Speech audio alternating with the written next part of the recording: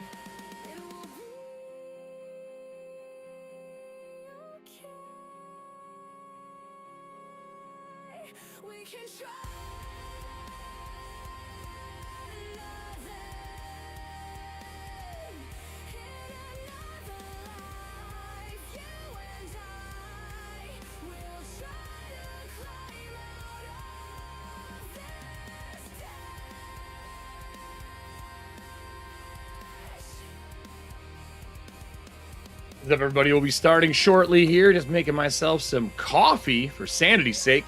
We'll get into news today, along with a breakdown of my thoughts on Campaign 4's opener for Critical Role. I got some stuff to say, of course. When do I not?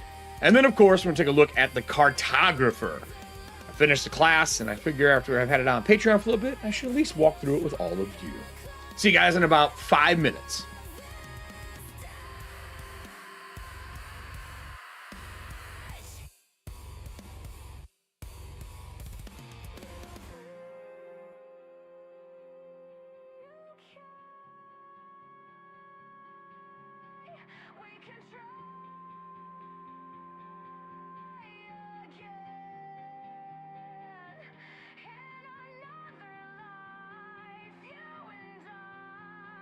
we'll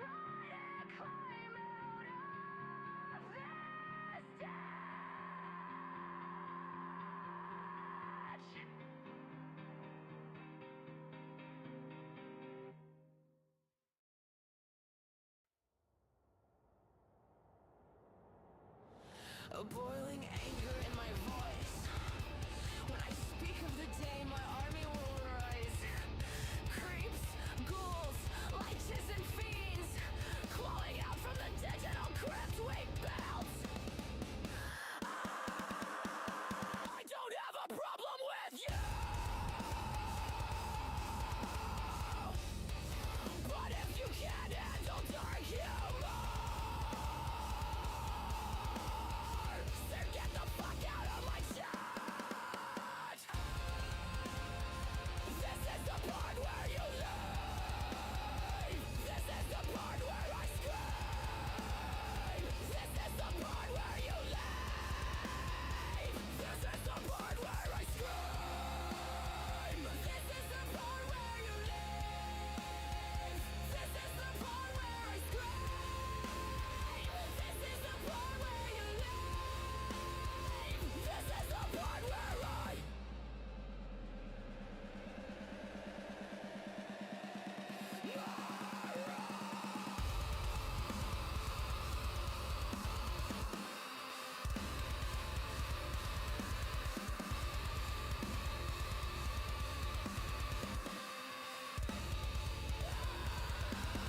They throw dice like bones in a grave. Love through blood, we're not here to be aimed. Streaming live from the pit below, where every troll gets a front row show. Creep by creep, we conquer fate. We don't ask for space, we take what bleeds.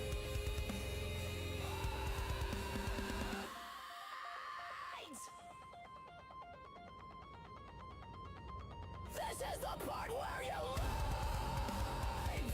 This is the part where I scream. This is the part where you leave. This is the part where I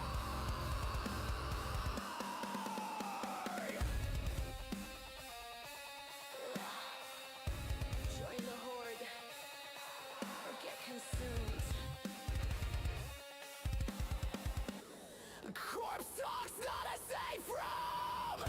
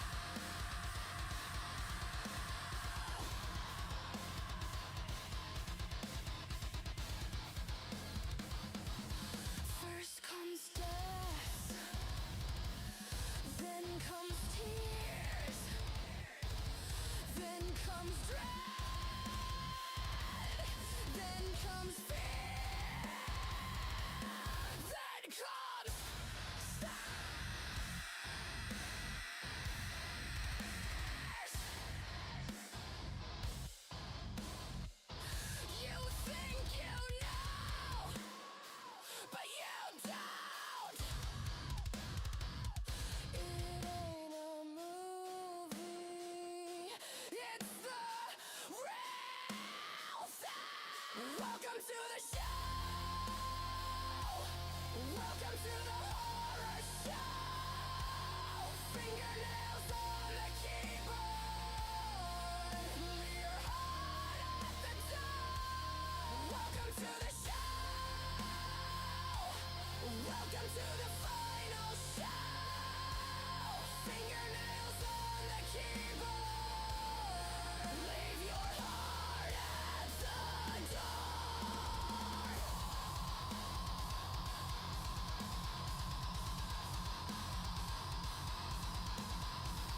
The final horror show.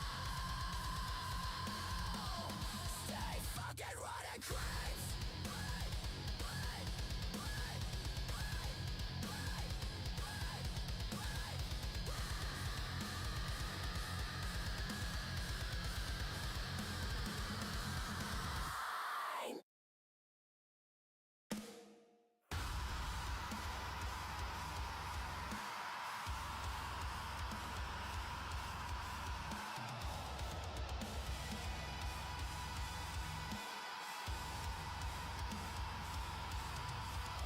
I was sitting in my basement, making funny faces, talking to a white TV.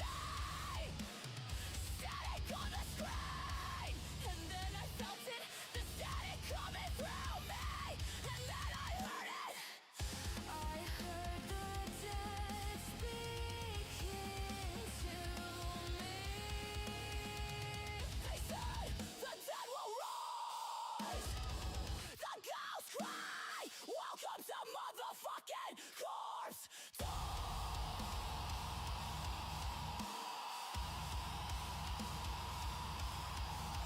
It's a fusion of dark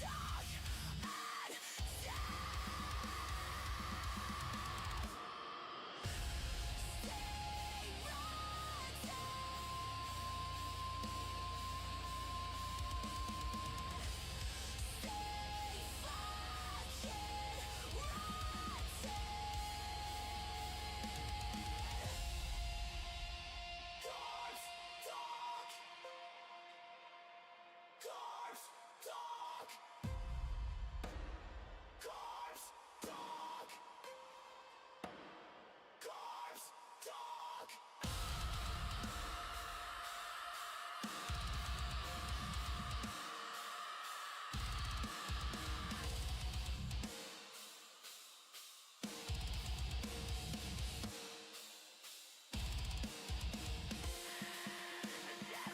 All right, let's get this show on the road, shall we?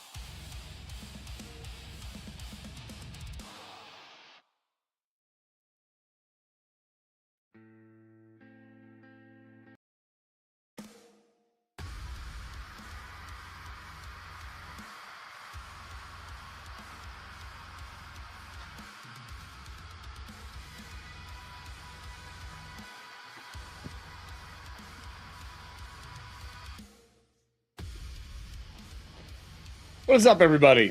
Are we doing well? It's been a good day. I feel like my day has been better than dealing with car shit yesterday. Let me tell you what. That was a pain in my fucking ass. I will tell a little bit more of the story later. I don't want to rage too much. I'm not as mad today. But basically, the people who work on the car want to redo the ball joint for the second time on the other side in less than 6,000 miles. And they already had to honor the other side this summer. But they're acting like it's out of warranty when it's only got 6,000 miles and it was done in 23 and the car only drives between here and the airport. My family was out, which is good. My dad's an auto mechanic. He's built and repaired 100 a car, 200 cars, like something stupid, right? So I had him look at it and went through it, and he's like, yeah, this is a scam, or they don't know what they're doing, or they have bad parts. He's like, it's really hard to get good parts now. AW over in our Discord is talking about, he's like, yeah, I pay a little bit more and go to the Napa to get my stuff instead of dealing with the shit, because Napa still carries pretty good parts. All this before I leave next Wednesday to go to GameholeCon. So, lots to do still. I've been doing more printing. Of course, my printer is acting up because it's a little bitch. I've been doing print run stuff and testing. I have this one tiny mark. Like if I turn it, I don't know if you can see it. That's the only mark it won't print. I've been fighting this thing, but when I print my full CMYK test pages that I have from what is this? Test print, they look perfect. So I don't know what's going on. I've cleaned it twice. I think I'm just going to run a batch. I always want to make sure it works well before I waste paper. And then I've been looking around to get print stuff done, get a bunch of copies made. Because I just do this at home until the volume is going to be good enough. That's kind of my thought on it. Like when I need more, I'll go get a print run done somewhere. But I want to be able to do it this way for now. But yeah, it's been a couple of days, everybody. A couple of fucking days. Anyway. Lots of other good things going on. So let's see here. Breachers, the Berserker, and the Cartographer are all updated to a final, I believe a final version for all of them, unless something really big changes. Cartographer finally came out on Drive-Thru-RPG yesterday, so if you're waiting for it to be on Drive-Thru-RPG, you can go snag it over there. They take anywhere between, they say 3 days, won't be honest with you. I feel like a lot of times it takes more than 3 days. I really fucking do. Like it takes, I think this one was 5 days. Yeah, I'm looking at it right now. It took 5 days. So, I mean, whatever. You can't really fight it. You just got to work through it, right? But here, I'll drop the Drive-Thru-RPG link in chat for those who are waiting for it on Drive-Thru. Because I get it, most of my collections on Drive-Thru-RPG. You know what I mean? Like, that's where I do my stuff. So I understand. So that's out now. And then we're going to go over a bunch of stuff today. I got 2 big news pieces that are a little more involved than normal. What are business days anymore? Fuck if I know. Every day of the week. That's every day for me. I'm in the middle of starting a new project with a company, helping consult on something and help running something. So I'm excited for that. GameholeCon around the corner. So for me, business days are when I'm awake.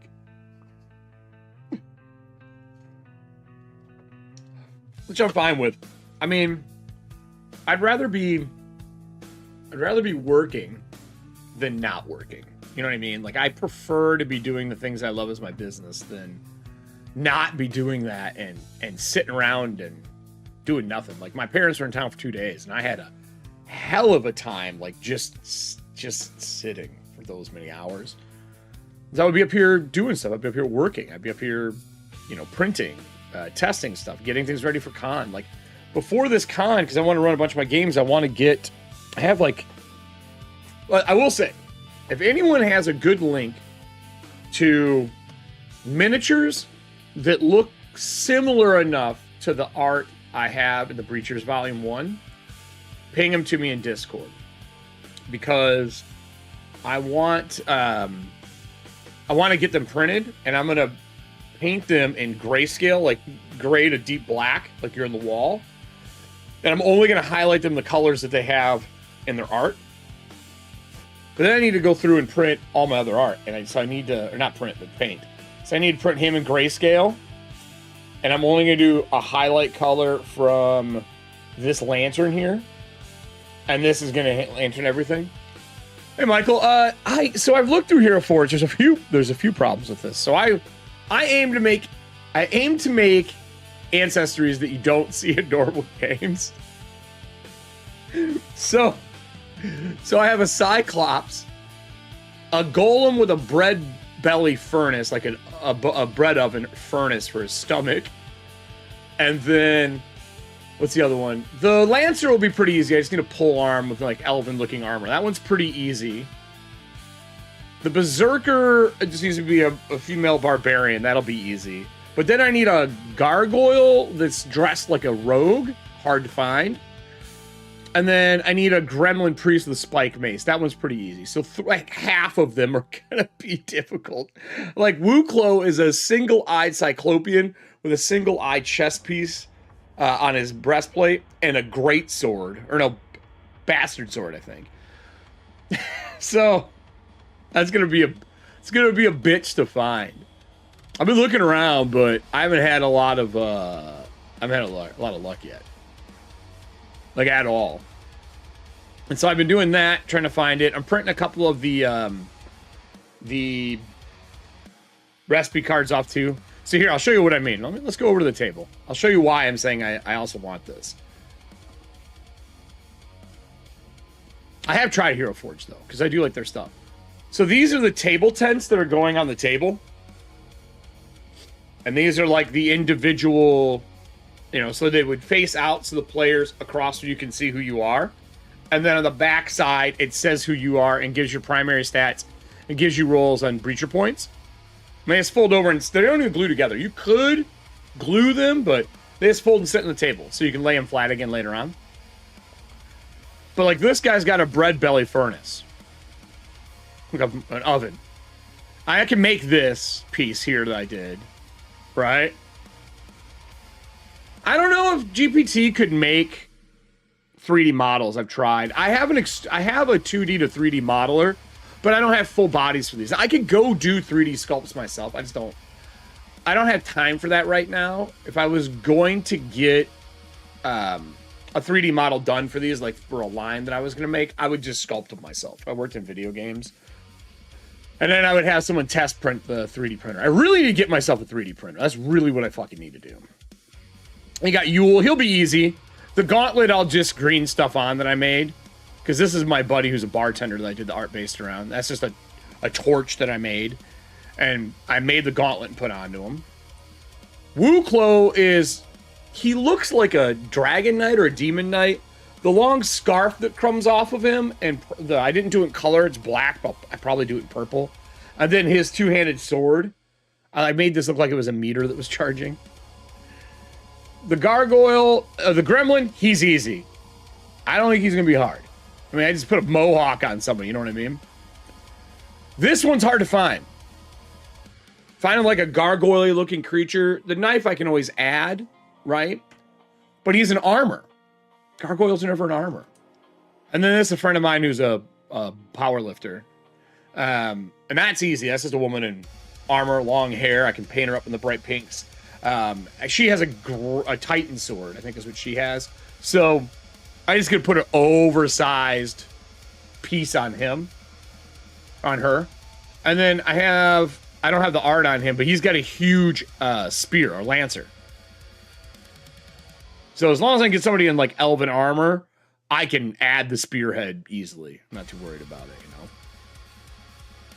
But these individual ones, I'm pulling them out right now because I think I'm going to do a shirt line with them. I think I'm going to do a line of shirts for them because I really like the art. I think it's fun. It's got that Xeroxy grunge. Like the process of me making these was drawing them, sketching over them, photocopying them, putting them back in, and then doing a trace line over them so that I could get like that just like the only way Xerox can look. Like you gotta, I have a scanner on here and I scan them like at a Xerox setting. And I left the lid ajar. I put a little D6 underneath the lid ajar so that light would pour in still and it would make the scan look weird.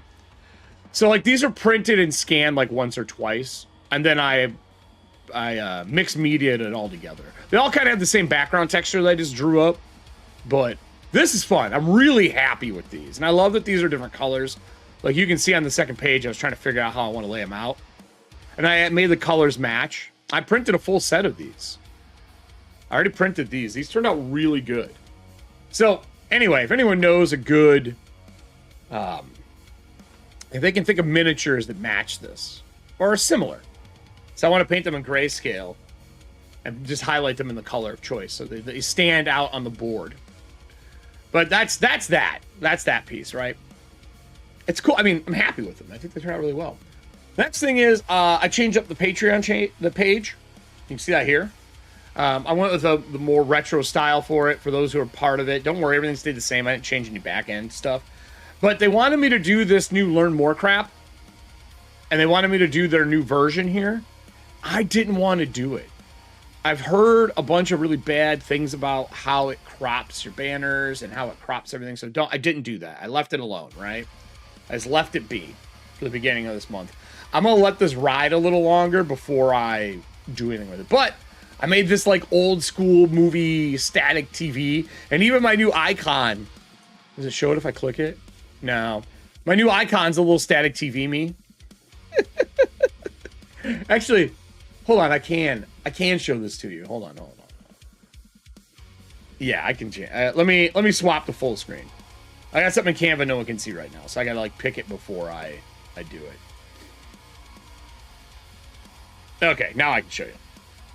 I got something in Canva. It's a little secret right now. I can't let it come up on screen yet. So I made it in here really quick, and you can see like I was doing renditions of it, like trying to decide out. I really like this white version, but you couldn't see it. This is just a measurement for centering. That doesn't mean anything. And I went back through and I added the corpse tuck thing. I added the restricted, which I've always put rated R on everything. And then the final version, I moved over the E and made sure it was matched. I was trying to do jagged to make it staticky, but I really like the white. But look at this. This drawing, no joke. I did a character sheet style resume for myself when I was going through and doing a bunch of stuff for applying for jobs at like back in the day. I'm trying to apply it back then at like Wizards of the Coast and stuff when I was going through the interview process. And that was, I took a picture of me and then drew over the picture of me in ink pen. And then I made that. So I have this little version of myself that's just like this sketchy looking version. But I wanted to make it. And I even found this looks like a fucking garbage drawing of the old, I think I had RCA TV, the big 13-inch TVs. I had in my room. I had that TV all the way through college. And I used it all the time. I played games on it. Like, I played with that 13-inch TV more than I could tell. All of Grand Theft Auto back in the day, right? What's up? Amir, you're alive. You're alive. I haven't heard from you in so long. How you doing, buddy? I still got your book. So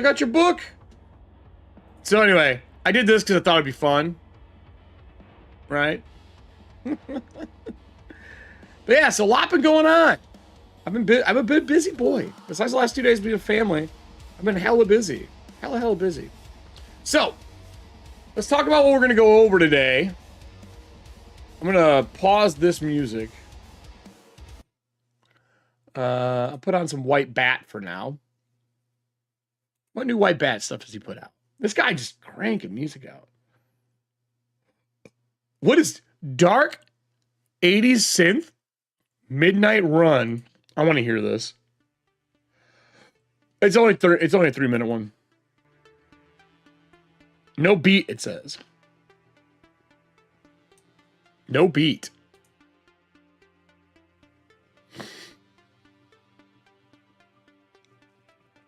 Alien Universe, really? No shit. Like Alien, like Aliens, like the series, like Alien Earth, you know, Aliens, that's what you're doing? Are you using, Michael, are you using Year Zero?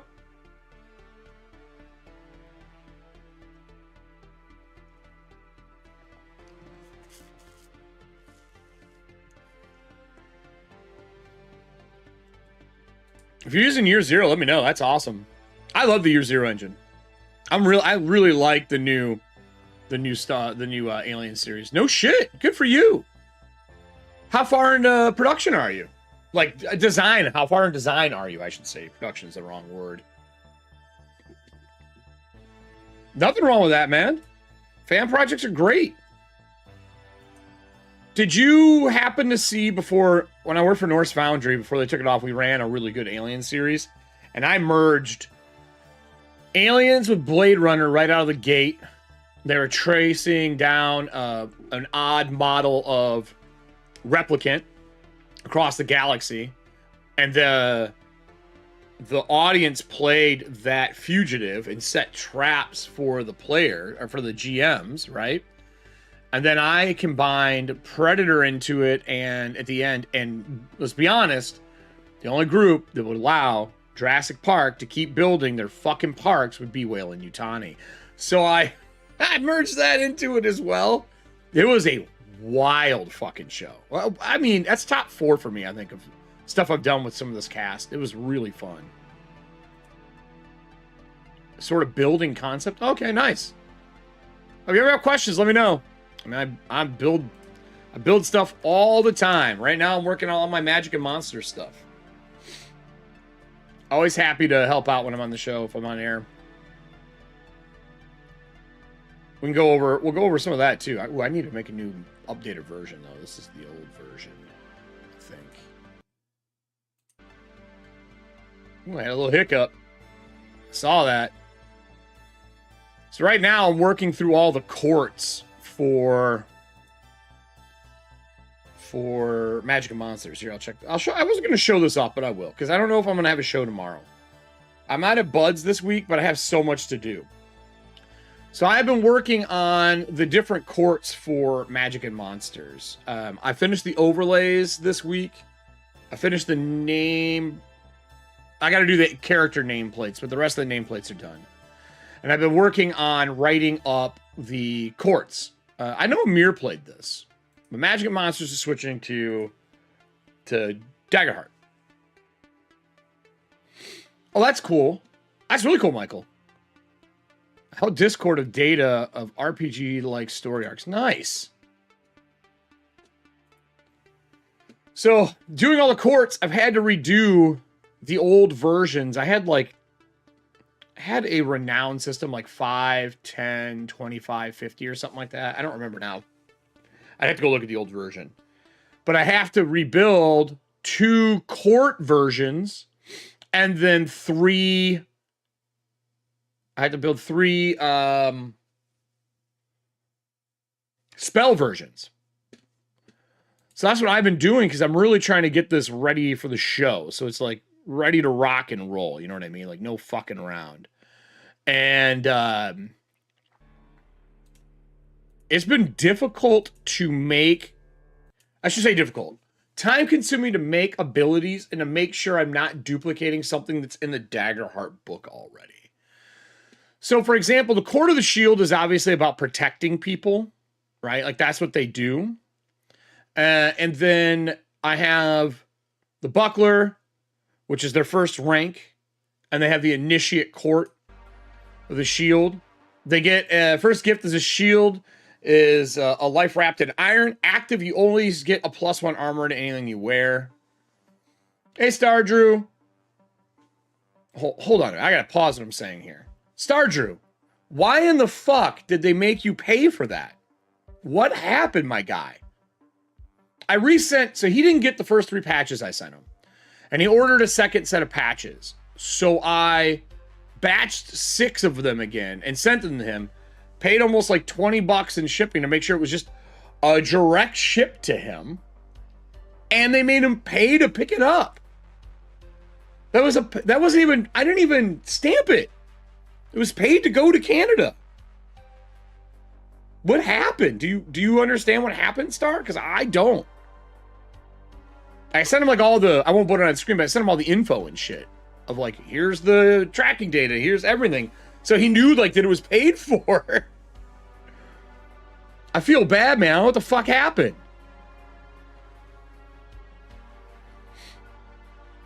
Anyway, while he's typing that up. So I did that, and then you get court spells now. So I had to raise the shield as the stuff for another place. I'm trying to keep the same setup as how Daggerheart has it. When an ally is close range would take damage, you may take it instead. For every additional stress spent, Extend this protection to another ally, max equal to your proficiency, so you can parry and block 2 hits instead, or take them for them. So I've been going through and busting all these out, but if you look on the side, I mean, I think I'm at Court of the Rose right now. I think I just finished Rose. No, I didn't finish. I got 2 more to do in Rose. And then I got Wand, Owl, Bone, and Scale. Like, it's time consuming. I want to know what my cast is going to play so I can just build those out quick. Because I don't know if I'm going to have time to get that all done and do setup and do the Streamloot cards. It's a lot. I have a lot. But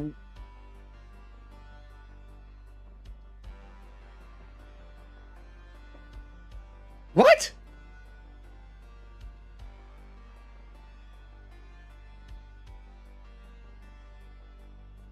You have to send things as a gift with a very low number value, like $1? What? When did that start, Kyle? I've never heard that. I mean, I just sent I went through Pirate to get the shipping. There's no option to send it as a gift. I didn't see that in Pirate Bay anywhere. Hold on here. Thanks for letting me know. I'm going to have to look at that process. That's fucking weird. Hold on. I want to look it up so I don't have this problem anymore. Because that didn't happen the last couple times I sent. But again, they were stamps, so it was probably a difference. Canada. Ship. Gift. $1. So they make him pay like an insurance on it? Is that what it is?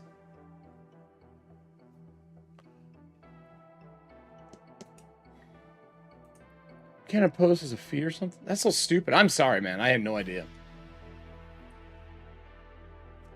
Xenomorphs, predators, a mind flayer species, synthetics. I had a father and another AI combined together to do sort of like lore. Oh, that's cool.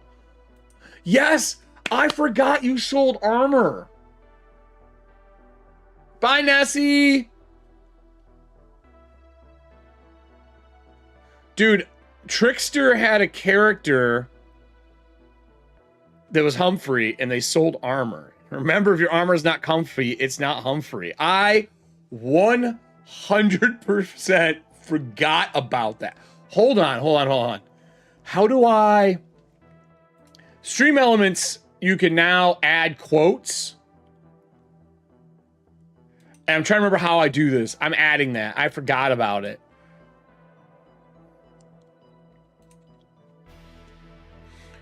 I'm going to copy it here. I have to add that. I totally forgot about that, Amir.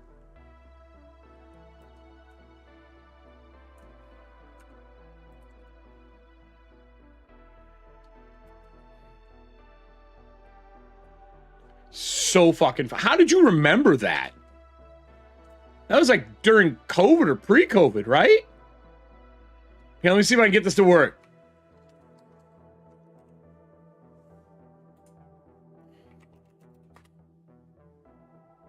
Oh, how do you... What's the quote activation? Hold on. There's a way to activate the quotes. I'll look it up really quick. I've been meaning to do more of the quotes because we have so many on here. I thought I had some saved.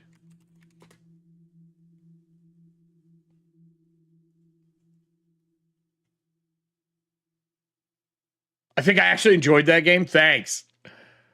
Yeah, that's how you add quote, but... Let me see here. Show a random quote or search by ID or text.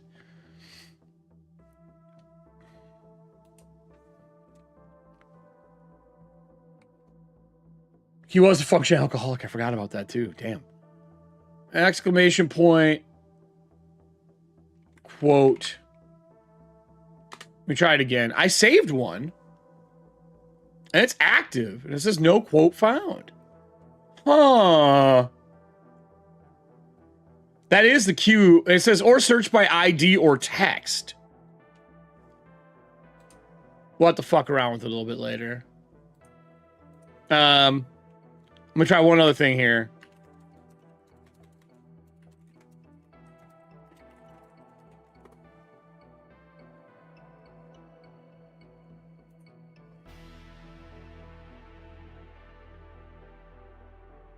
Punctuation matters, kids. Get your shit right. So the way they say you have to do it is exclamation quote, and then it's add to add, display, and then it's quote underscore ID1. Maybe it's like this, I think.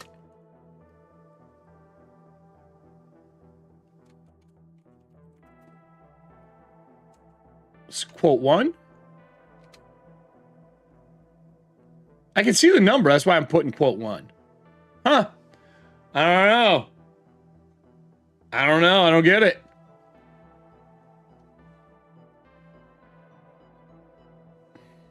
I don't get it.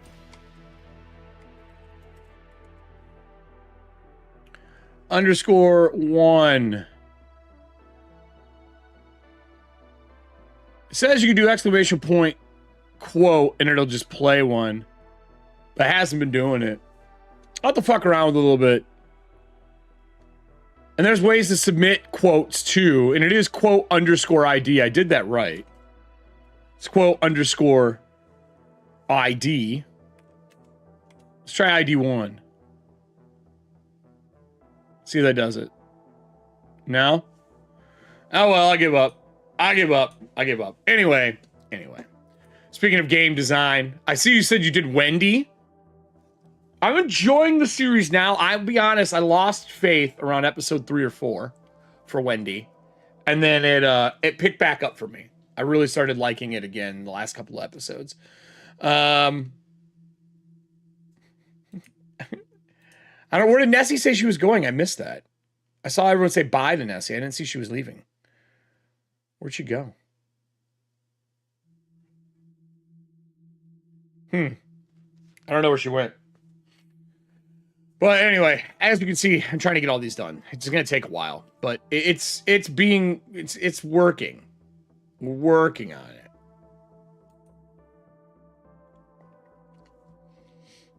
Who's in this? See one of our cast members looking through it. So I've been working on this. This has been busy, right? Pretty busy overall. So we got some other stuff. Let's talk about what we're going to do for news today. We're going to go into some news here. News is going to be a little wild today. I got some strong opinions on some stuff, more than normal. There's a lot to look up about it. It's two not good things. It's not good. I shouldn't say that. One is a good thing. The other one I worry about because it is permeating into tabletop and video games right now. And it has to do with your merchants like Visa, MasterCard, and all them fucking over how payment processing works because they want everything to be kid-friendly and not adult. It's not good. And then that brings us back to itch, which I obviously use itch.io because I do all of my... I have a lot of my stuff through itch.io, right?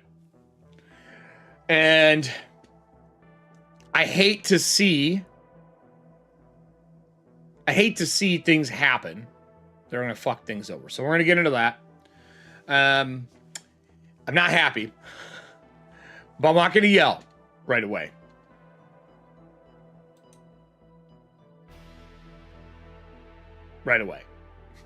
There's a good chance that I will, though. It's pretty fucking weird. So I'm going to record this section, but I will interact with the crowd on it. This is one of those ones where I will talk to the crowd about it and all that kind of stuff, right? With the audience, with all the creeps, because it's a spicy meatball. It's not good. It's not good. So we'll start with the lesser of the two evils, all right? So let me get up our ads. Start recording. I'm going to get us some music. Pause this one. Pull this one up. We're going to do this song.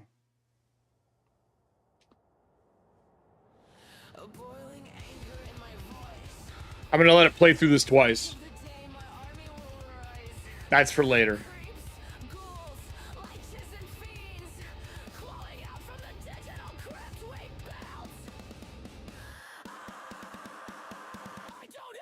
Hey everybody, we need to talk about some news today. I was with family the last 2 days, and while I was with family, I was kind of looking through a little bit of, you know, the things going on in the tabletop industry, along with the things that I'm going to be heavily involved with again here coming up, which is Kickstarter and itch.io.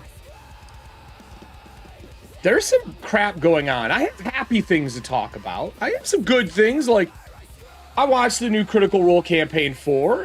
The new episode was fun. It was a little too emotional for me. I'm waiting for them to split up in the groups, but I'm glad Brennan's in the helm. That's all I'll say about that. You could go watch tons of reviews on the Critical Role stuff. And maybe I'll do a separate one at some point. But right now, I went to Rascal because I'm getting ready to prep some stuff for Kickstarter. And I saw that the Kickstarter United workers started striking on October 2nd. Now,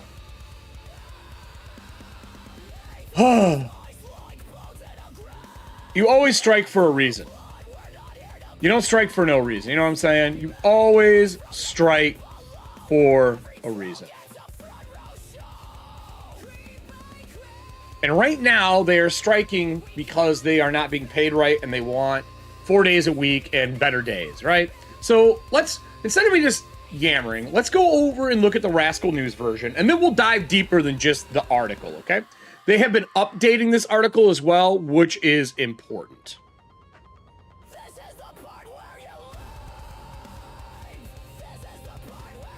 So this is from Rascal News. For those who are in chat right now, if they want to be able to look at this at all, I will throw it in chat for you all. There you go. This is a live. I'm recording this live, so you're gonna have a little bit different stance from me on this news section than me like editing it down. I just want to be able to put this out pretty quickly. I don't like the possibility of what this strike will do. Not because it's a strike. I'm for striking if it's the right reasons. I'm for unions if they're the right reasons. So they are striking for the right reason. What I fear is what's going to happen to my industry. My industry is full of very knee-jerk reaction people. Not always, but a lot of the times. And I'm proud of the people who are striking and what they said about this situation. So let's talk about this article in a whole and what you're going to get and what's going on. They updated, but I'm going to do the article. We'll go back up to the update. All right. So Kickstarter has announced that the majority of its members have voted to authorize a labor strike beginning October 2nd if the resolution over workers' second contract with Kickstarter management cannot be reached. Represented by the Official and Personal Employees International Union, Local 153. Kickstarter United members have negotiating the contract since April, which I remember talking about this in April, that they are going to strike because they want a 4-day, 32-hour work week. Right now, I can tell you from friends that work at Kickstarter, that is not how it works, right? They have very long hours. And as someone who works long hours, but I do it to myself, I understand why. And they want a fair contract. That is the whole concept behind this. They want 4-day, 32 hours, along with obviously the benefits and all the other stuff. They didn't come to agreement, so they went into strike on the 2nd. All right? No, website. Well, you got to remember, this is not a normal. It's a great question, Michael. Is this actually a physical company or is it a website like business? Because it's weird for a website business to strike. It is both. There are physical people and a lot of digital people as well. The Strike are for the people who operate the back end of Kickstarter, which we'll get into a little bit here. In 2020, the formation of Kickstarter united as a watershed moment for the technology labor movement, which means that Kickstarter as the first notable tech company to organize. They're one of the first tech groups, like the Silicon Valley Bros organized. Now, this marked Kickstarter's first notable tech one. While not a tabletop business, the company has become a key pillar of the industry, given the prevalence of tabletop role-playing campaigns on the crowdfunding platform. As reported by The Verge, ununionized efforts sprouted from an internal disagreement over the removal of satirical comic called Always Punch Nazis from the platform. This is how it started. Pressure from the employees eventually led to the comic's reinstatement, which sparked a growth movement among Kickstarter workers to pursue organizing, amidst accusations of union busting within the company, and that was in 2019. Rascals also reached out to Kickstarter for more details. Oh, I see they're fighting for wages of AI. No, they're not fighting for wages of AI. Fighting for wages of people. So what has been going on is they wanted a better work environment. They're working longer hours than are needed. Kickstarter as a company makes just bankroll, like an insane amount of money. And they are honestly a platform that gives smaller indie development companies and large companies. I don't think it should just be indie. I think it's fine that there are large companies on there, personally. But you're taking the idea of a dream, and to me, Kickstarter is really become a representation of the American dream of starting your own business, being able to do something, but having to pay them a cut of what you're doing to be able to use their audience and garner a larger audience and actually get your product out in front of eyes who also want to support what you do. And this is the technology version of doing that. Like, it is a platform where you can kickstart with a group of people, and all of us who are interested in that product kind of become mini investors in it.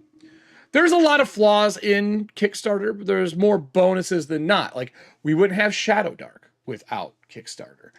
We wouldn't have had that many people find a game that we love and enjoy without Kickstarter.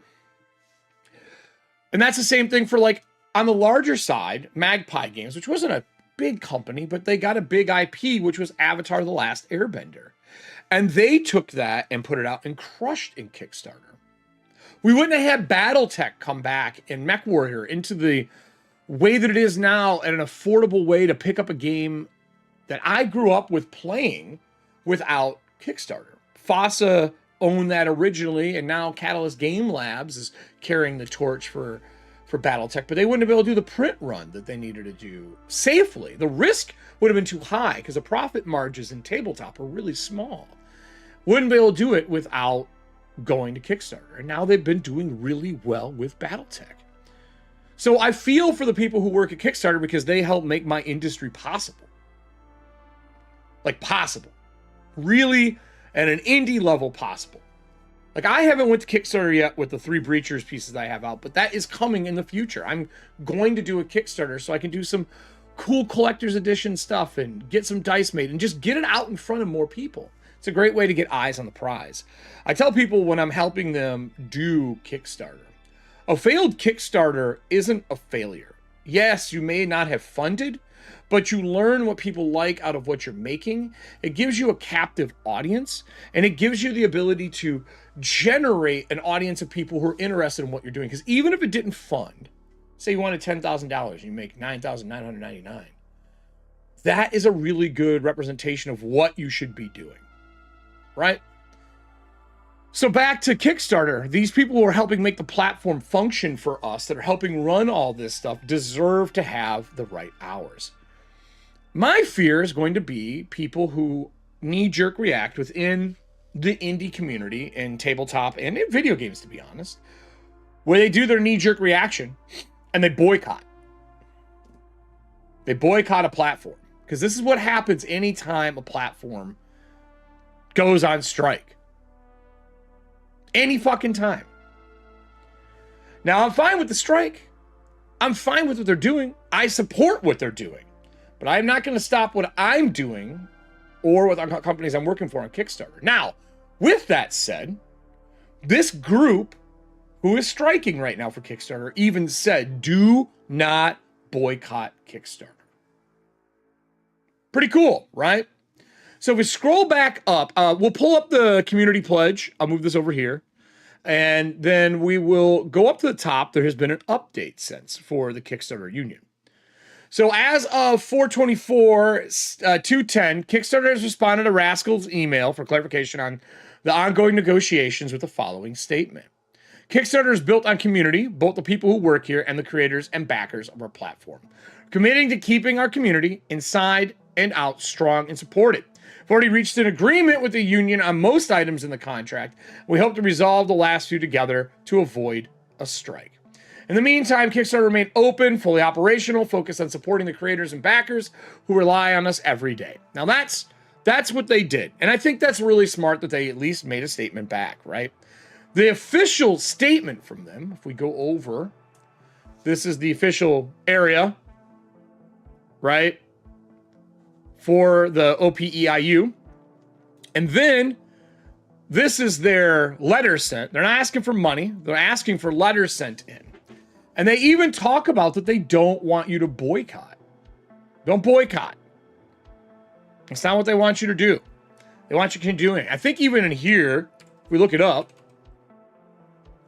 where's the no boycott?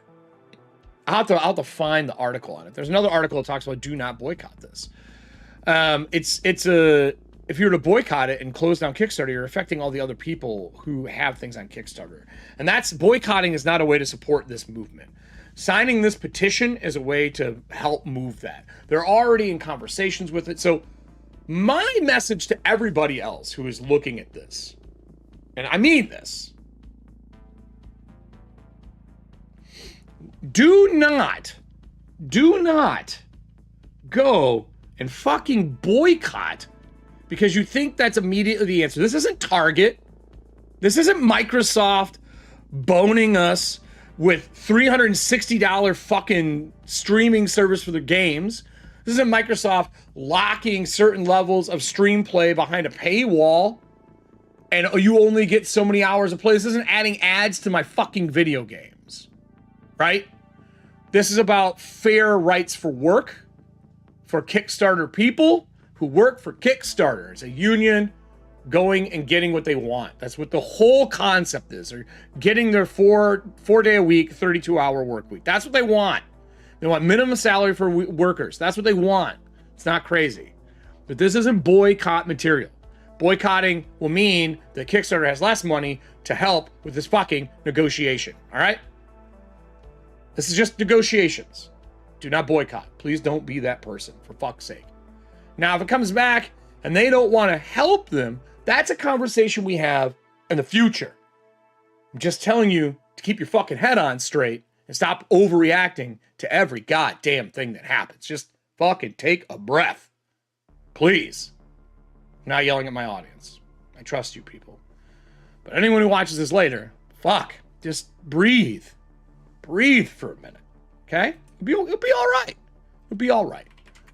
I'll have all the links down below for the stuff that I'm doing. And this is really important. I'll find the piece on do not strike or do not boycott. Because I want people to understand that this is a process of how you achieve a goal. That's what you're doing, right? It's a process of achieving a goal. So, that's what we're looking for. That's what the boycott is. On Tabletop, Beasts of War, they've all covered it as well. There's tons of group that are covering it. There's threads all over the place on it. I'll link a whole bunch down below, all right? So, just, it's okay. It's okay. Now, with that said, we're going to go on to the second one. I would love to tell you this is going to be better than the first piece of news, everybody. It's not. It's fucking not. First piece of news is people getting what they want. I think they're going to hit an achievement. I guess that's actually good news at the end of the day. Just don't boycott it, for fuck's sake. I can't say it more. But there's been some problems on itch.io. Do not boycott itch.io. For those who don't know, vendors use merchants. And merchants are how you run your card. Example of a merchant would be Stripe, right? And we've seen this in video game first, but now it's trickling into tabletop. It's fallen down the pyramid.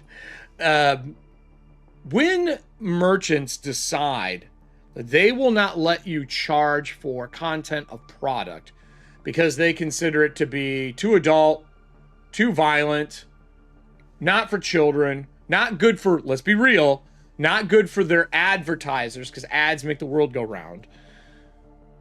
They are not letting you put certain pieces of product up and still use them as a merchant. Steam has ran into this. They are changing how their adult stuff happens and how you can buy adult things. And adult, I don't even mean just adult like sex games. I mean adult like violent games, things that are for adults as well. Well, we've run into a problem with itch. For those who don't know, itch.io is a place where creators for video games, again, indie scene, the tabletop, put out their product. I know myself and Nick, who's in chat, both did the game jam with Shadowdark about this time last year. I even did a bunch of live reviews you can go watch. There's a link in all my stuff as well. And I really like Itch. Itch doesn't take a huge cut from the creators. They have a pretty good back end for tracking your stuff and all of that. And I'll even show, here, let me just show you what Itch looks like. So I'm not just talking to a void. That profile that's up is mine, so you can take a look at it, right? Itch is here. This is my feed of things that Eric Frankhouse Presents has done. As I have reviewed different groups during the game jam, I put the reviews up so they could be what it is, right? But these are my products that are available on here, such as the Cartographer. They let you lay out each individual page. You can even see that I can update it and do things. They let you put a background in, add images. They let you write and put your own custom fonts in. Amazing. It's super easy to do. And they let you add comments, and I can update and hide files, but keep them there. Each post can have up to a gig. Their cut is not that much for you. You decide how much you give them. The analytics are good. They're good analytics. They're transparent analytics. So that brings me to this. Game designers are experiencing persistent payout issues from itch.io. So no, we had to talk about a strike before for a good reason. Now I got to talk about payment and what's going on. I'm not happy about this. It hasn't hit me directly yet for my payout, but I have a payout coming up, and I'm a little annoyed. I'm a little worried about how it works. This is an article where I'm going to read some large chunks of it. I think it's important to understand. I will also put this down in the description below for those who are watching this after the live show. For those who are in the live show right now, if you want to read it on your own at some point in time, I will put that in here for you as well. This is the Rascal News part. So one of the few digital storefronts geared towards indie games, itch.io has garnered a reputation as more of a developer-friendly platform, which is true. I mean, I'm having problems with Patreon. I think anywhere where your store is set up online, unless it's your own website, you're always going to have some issues, right? You're going to have problems. But you go to platforms like itch.io, DriveThruRPG, and others so that the audience is already congregated there. And in the town hall, you're saying, here's my new piece, people who are interested in stuff that all of us as creators make. That's the point of going to these fronts, these places where they are gathering creators. Well, July this year, however, the site has been marked by significant turmoil, beginning with its decision to delist several games with adult content. This, again, falling into the thing that I talked about before. If you go to this Rascal article, there's more on it. A change in Australian anti-pornography organization Collective Shout had claimed credit for. Fuck Collective Shout. I'm saying that now. If you want to dig into Collective Shout or go look up anything on YouTube, there's some really good videos on how absolutely absurd this fucking group is. Okay? While itch.io has since begun re-indexing free and non-safe for work games, the site has hit another snag in its operations in the last weeks: payout delays. The last payout I received was Wednesday night, came a full 25 days after I initiated it. This is Amanda, someone who's a game designer and artist. They told Rascal News this. I checked on Itch, and it looks like all other ones took for about 14 days. Several other designers have informed Rascal that they've seen later than usual payouts from itch.io sales, a situation they say can affect their ability to pay their bills and fees, such as royalties owed to project contributors. Now, this is true. If I am putting a project together and I have 4 or 5 people involved in the project and we are selling it and I am splitting that revenue, you know, a gross minus your, whatever the merchant fee is plus site fees, and you're splitting that and paying people out, it's hard to do that. People pay their bills when you're taking 25 fucking days to pay. And I will say this because there's nothing that says 25 days to withdraw. So for example, when I am using Streamloot, which is the card stuff that I use for all my live shows, I know that my payouts are on the 1st and the 15th of the month, minus if it's a Sunday or a holiday. They're very transparent about it. I've only ever had a late payment once from them, and it was only 24 hours. And that was just an issue in system between bank and them. And they use Hyperwallet as their backend for their merchant. Look, if you're going to say it takes 25 days to pay out, because in the creative space, as a freelancer and a contractor that has worked from Fortune 1s to 5s to mom and pop shops, sometimes they won't pay to 25 after. Now, I don't agree with it. I think that if you are willing to buy me to do your work, you should be ready to pay me. And I think that they should be ready to pay since the money comes from those people. It's not like that money's coming from somewhere else. That money is coming from the people who sell. That money gets put into a separate account and that gets paid out after Stripe and all the fucking fees. Processing shouldn't take that long. And processing takes that long only in my memory for a few situations. Your payment processor's fucking you. Something's going on. There's a change in processing, or it has to go through that for them to release the funds back to you to pay them out, because they're like, it's an adult game. You're not getting money. That kind of shit, right? 2, you're fucking broke, and you're not telling anyone you're fucking broke. You shouldn't be broke because you took my money. Now, I don't think that's what's going on with Itch. I think it's more likely the merchant one. The last one is you're having a problem in the back end with your site. You're actually having a back end problem. Shit's not working. We're going to get into that later in this article because there are some things that could be part of the problem. We don't know. What I don't like is I don't feel Itch is being transparent about this so far. And I feel like they need to put a statement on this and get in front of it before people start getting fucking angry. And I know this is going to sound shitty and no one wants to fucking hear it. While Itch is really cool, and I love it, a new group of people could put a site together in 30 days using this as a model. I'm just saying, it's feasible. Right? Right. So, collective shout, go fuck yourself. We'll continue. I mean that. Fuck that company. No religious outgroup should be fucking making decisions of what people buy worldwide. Not everyone's religious. You have the right to have freedom of speech here in the U.S. You also have the right to whatever religion that you want. That means I should have the right to not having that religion. Go fuck yourself. It should be a two-way street. I respect what you want. You should respect what they want. Fuck off. Like, how about you parent your kids instead? Just saying. So while itch.io has been getting a re-indexing fee and doing all that stuff, last payout, all that stuff, we talked about that. Aside from that, several designers also informed Rascal that they've seen later than normal payouts. So it's not just this one person.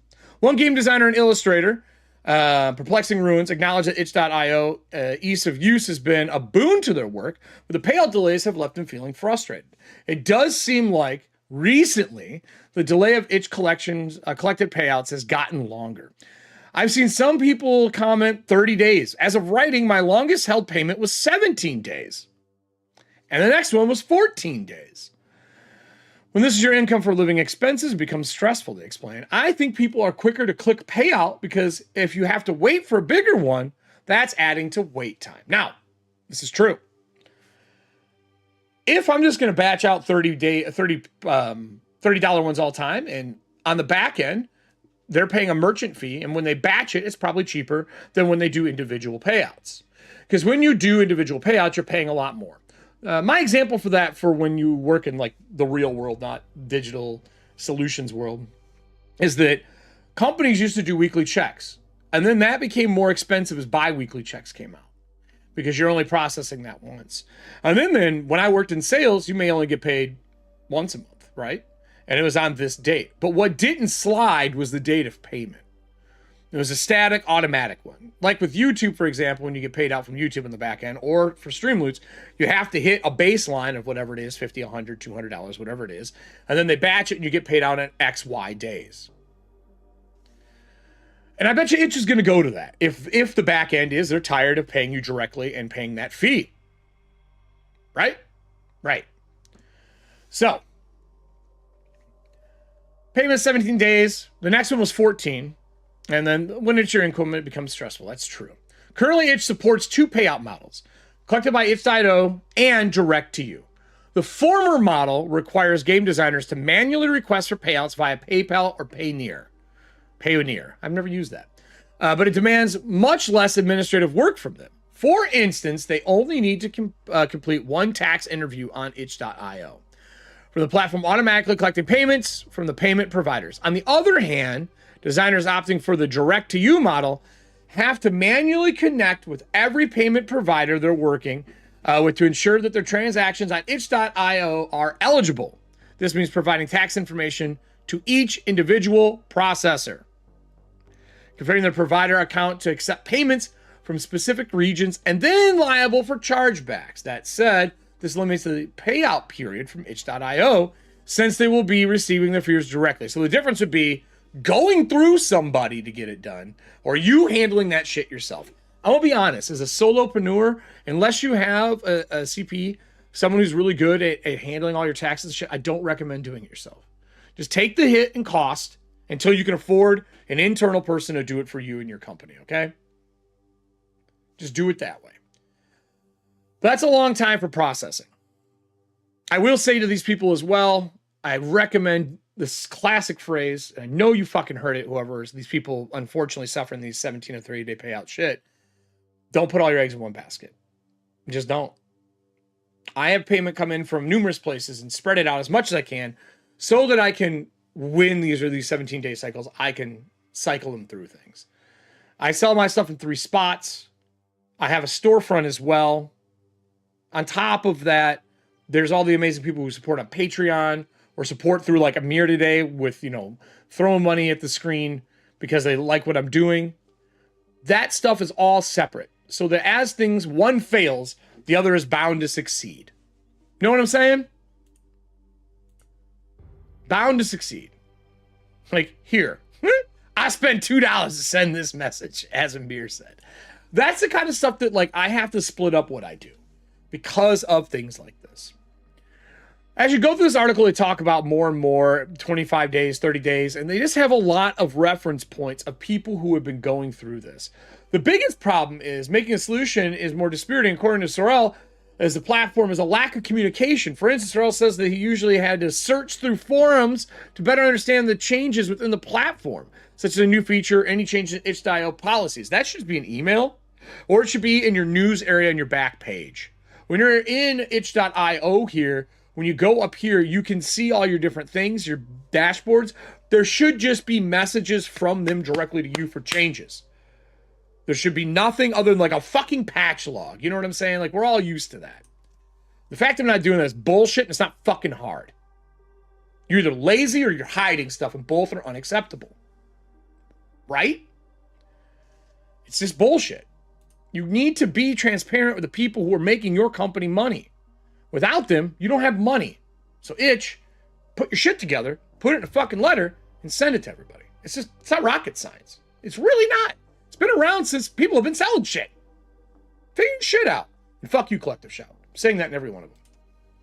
So, as we go through this, towards the end of the article, they're talking about that they also had this. This is in addition to a recent bot attack that the site has been experiencing, which in itch.io mentioned is also causing problems on our back end.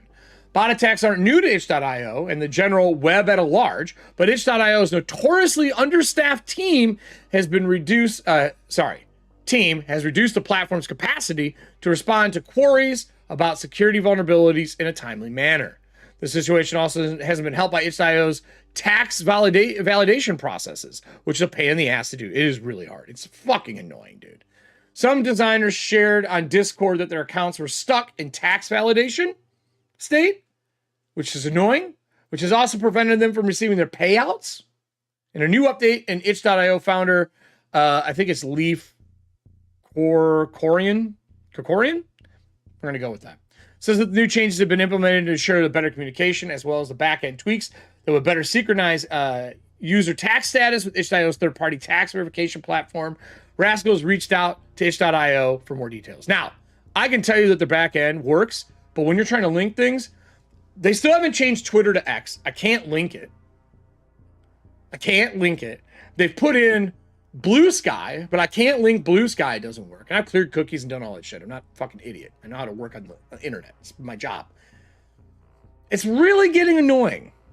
But I use them because I do like their back end, and there's not a better version. When I was talking to Anthony, Cypher, who was here earlier, he says, oh, use Ko-fi. I don't like Ko-fi. I don't like their back end. I don't like how it looks. I don't think it's good for downloadable content. I just don't think it handles shit well.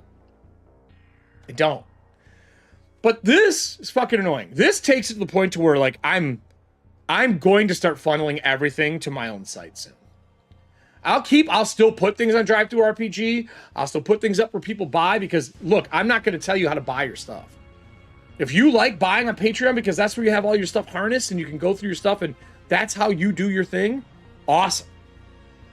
If you're an itch.io person, which I love itch overall, it has flaws like everything else, I will keep posting there until something catastrophic happens. I'm not a knee-jerk person. And the same for DriveThru. DriveThru takes the largest cut from me. But I do it because I know my biggest library is a DriveThru. I've been with them the longest, and so have many other tabletop gamers. But this shit is dumb. And we're in a world right now where transparency matters because anything can be out front at any time, right? PayPal is easier than Payoneer. Payoneer does nothing different from PayPal. Oh, I've never used it. I have no idea. So, this shit's frustrating. None of this is good news. They say they're more transparent. I personally haven't seen shit, so I don't know. I can tell you that I'm tired of dealing with Collective Shout and that bullshit on both ends. I'm doing freelance contract work for a couple companies that, unfortunately, those fucking idiots are involved. In a bad way, not like we're working with them. And then, of course, we now have a bunch of indie games getting pulled down. Like, Punching Nazis should never be pulled down. Who gives a fuck? It's a fucking comic. Who fucking cares? Like, if your laurels are fucking offended by it, don't look at it. You don't go to a bookstore and read every book, but we've been seeing this since books have been around. Trying to tell you what you can and cannot have out. That's just dumb. Just as dumb. Just knock it off. Stay in your fucking lane. Like, fucking chill, man. And to me, I make a lot of adult content. R-rated, heavy metal, blood, guts, gore, murder, and bad shit. Because it's a release for all of us that are gamers. In a world where we're across the globe, different shit going on. I think that the art medium is a release. It's also a voice. And having that silence sucked. And that's not good for anybody. So this whole thing with fuck you, Collective Shout, and what is going on with payments being bad, I think it just needs some transparency. Like, that's kind of my final thought on that. It just needs some better transparency, something on your dashboard. Tell them what's going on. Let them know why it's taking so long. Be honest about it. Because if you hide behind it too long, people are going to leave the platform. I don't want that. I want them to succeed. For the Kickstarter and the unions, it sounds like they're coming to a negotiation on what they're doing for the work week that they want and the salaries that they want. That's awesome. I hope they hit it. But remember that the people that are doing this strike do not want you to boycott Kickstarter. You can look it up online. It's everywhere. I'll put links down below where you can find more information. But just world for 5 seconds. There are worse things going on. Take a breath with this. Companies, learn to do what's right and talk to your people who are using your platforms and buying on your platforms. And I mean that from your B2B to your B2C. Make sure you're talking and being transparent about it. Conversations are hard. That's why divorce is high. That's it for the news section of this. I know it was a Debbie Downer. For those who are live, stick around. We're going to do more. We're going to go through the Cartographer for a little bit more fun. We're going to go over some other stuff for a little more fun. But I do have to thank, because this is a recorded piece, I want to thank all my Patreon members.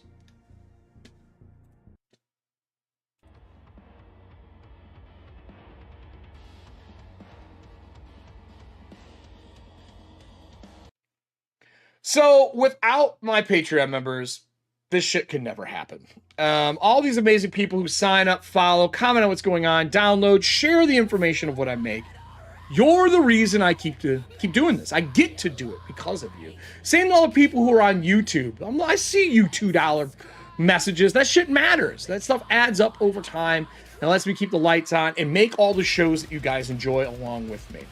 For those who've never been here for a live show, we do those Wednesday at 3:30 for Corpse Talk Live. It's a combination of news, reviews, and everything in between. If you like metal, you like a little darkness in your life, and you're into some horror movies, it's fucking October, bitches. And there's not a better time to be looking for tabletop RPGs to play that are horror-based than right now.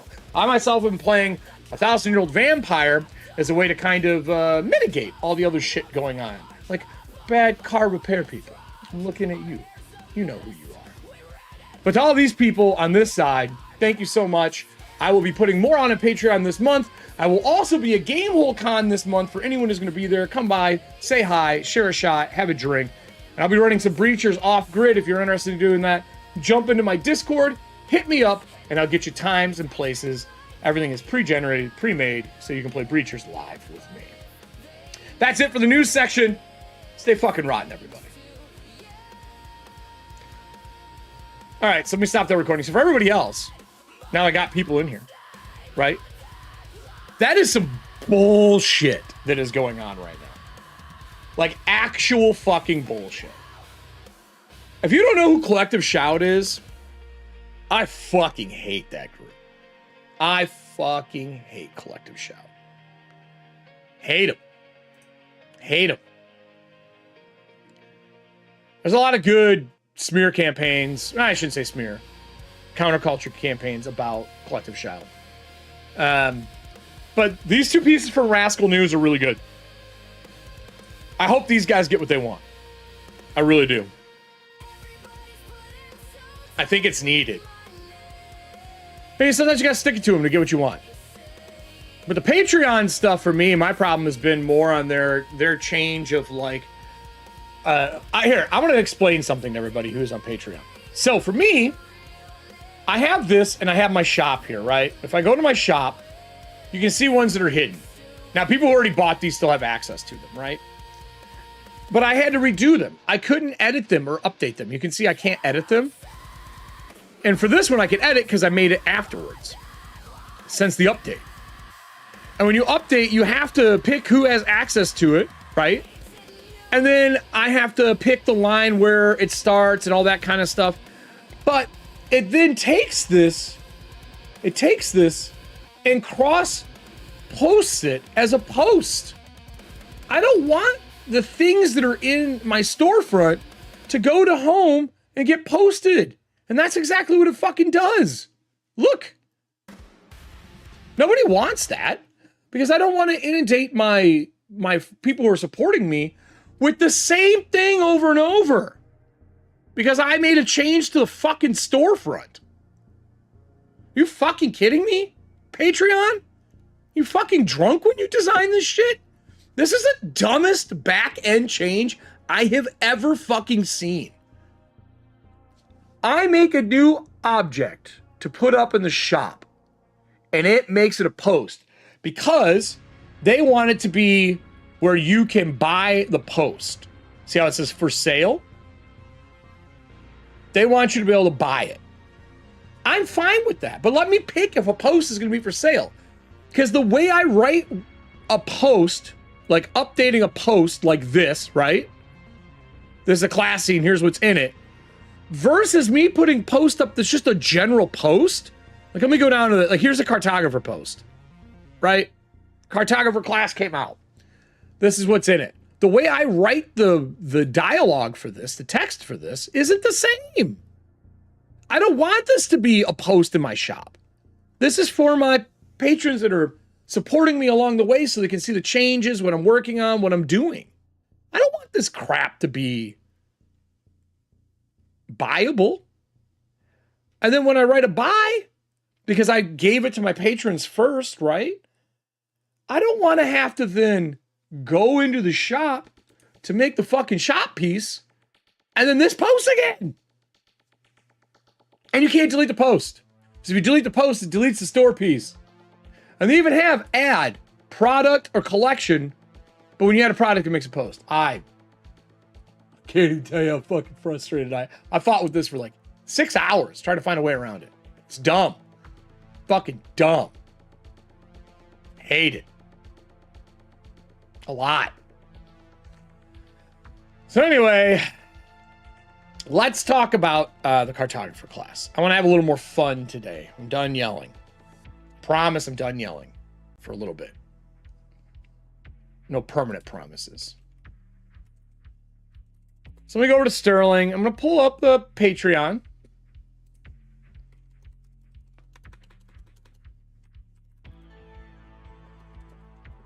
Sterling, PDF reader. I got to sign in. Okay. Was this signed in? But all right, I'm fucking signing again. Oh, the amount of security changes between like sites and everything else is just, it's asinine. I'm out. Oh, they changed it. Sterling changed again. Maybe I will be raging again here, everybody. I lied. I might actually be freaking out again. They updated the browser PDF reader that I use for the show. And I don't know exactly what it looks like or how it works anymore.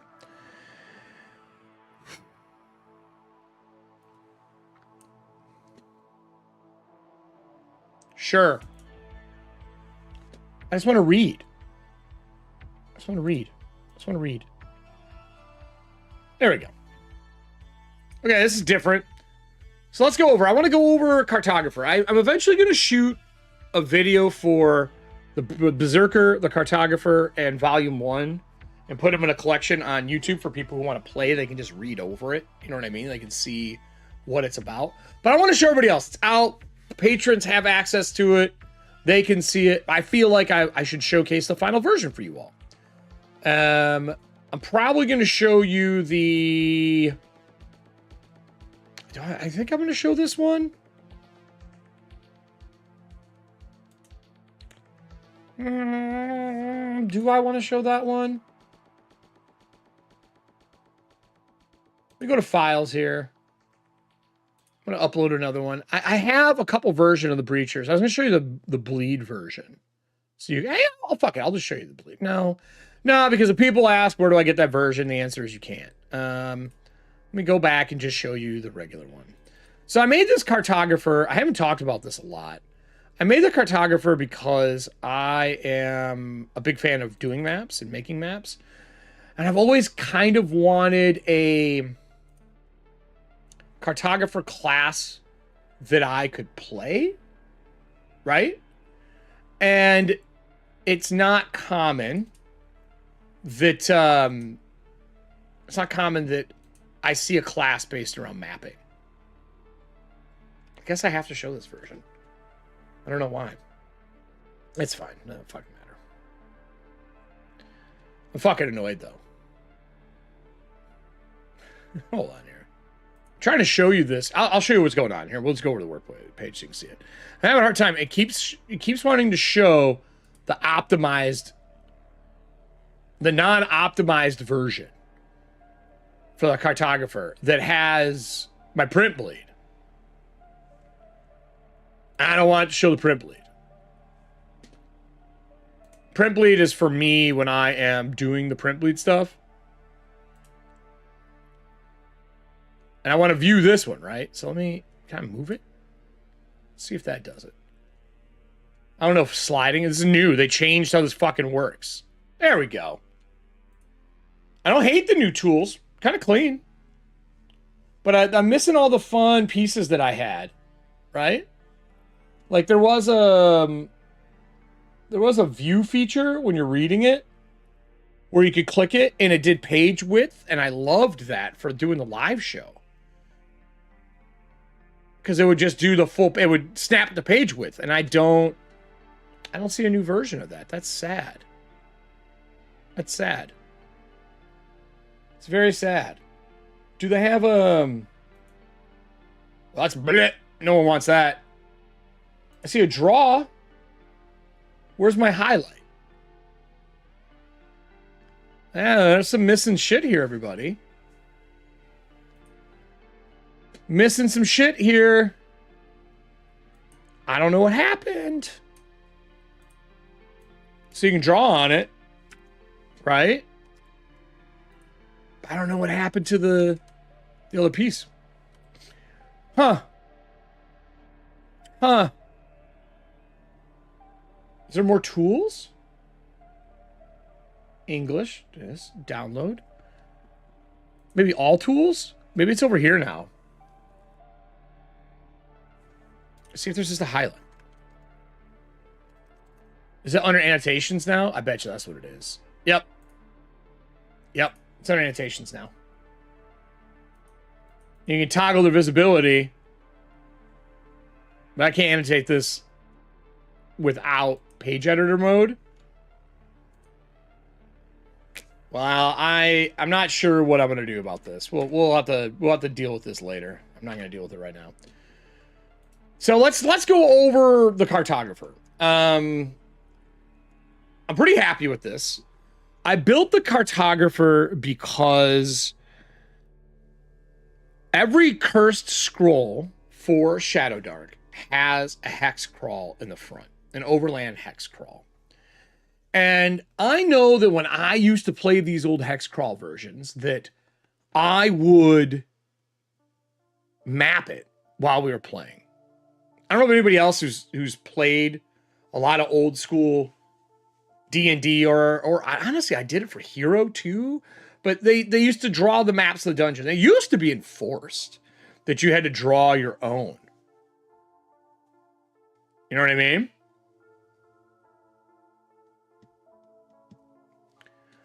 So I wanted to make something that played with the hex base, but was still useful outside of it. You can see all the stuff in the front. This is brought by 30 years of passion at tabletop RPG gaming, storytelling competitions, and the desire to get the ideas out of my head. Eric from Eric Frankhouse Presents. Yes, that is true. That's 100% why I did it. If anyone ever has to copy the... Nick, you might have seen this. When you copy the license for Shadowdark, for some reason it pumps words together and shit. I had to go back through and edit it. All this is hyperlinked. I decided to put a table of contents in here. I thought it was needed. It's only an 18 page, but I wanted to have it in there. I added some fun little pieces from Yule, which is the character that we're using. And then this has been my format for all my stuff, where I'm doing the cross, which is like the description, and I break it into columns, similar to what you see in Shadowdark. So the Cartographer, this has a good kind of little write-up on why I did it. I also talked about how to use if you're just going to play in Shadowdark. Because Shadowdark is different. Like, I use a quadrant, Veins of the Earth style crawl inside the wall, right?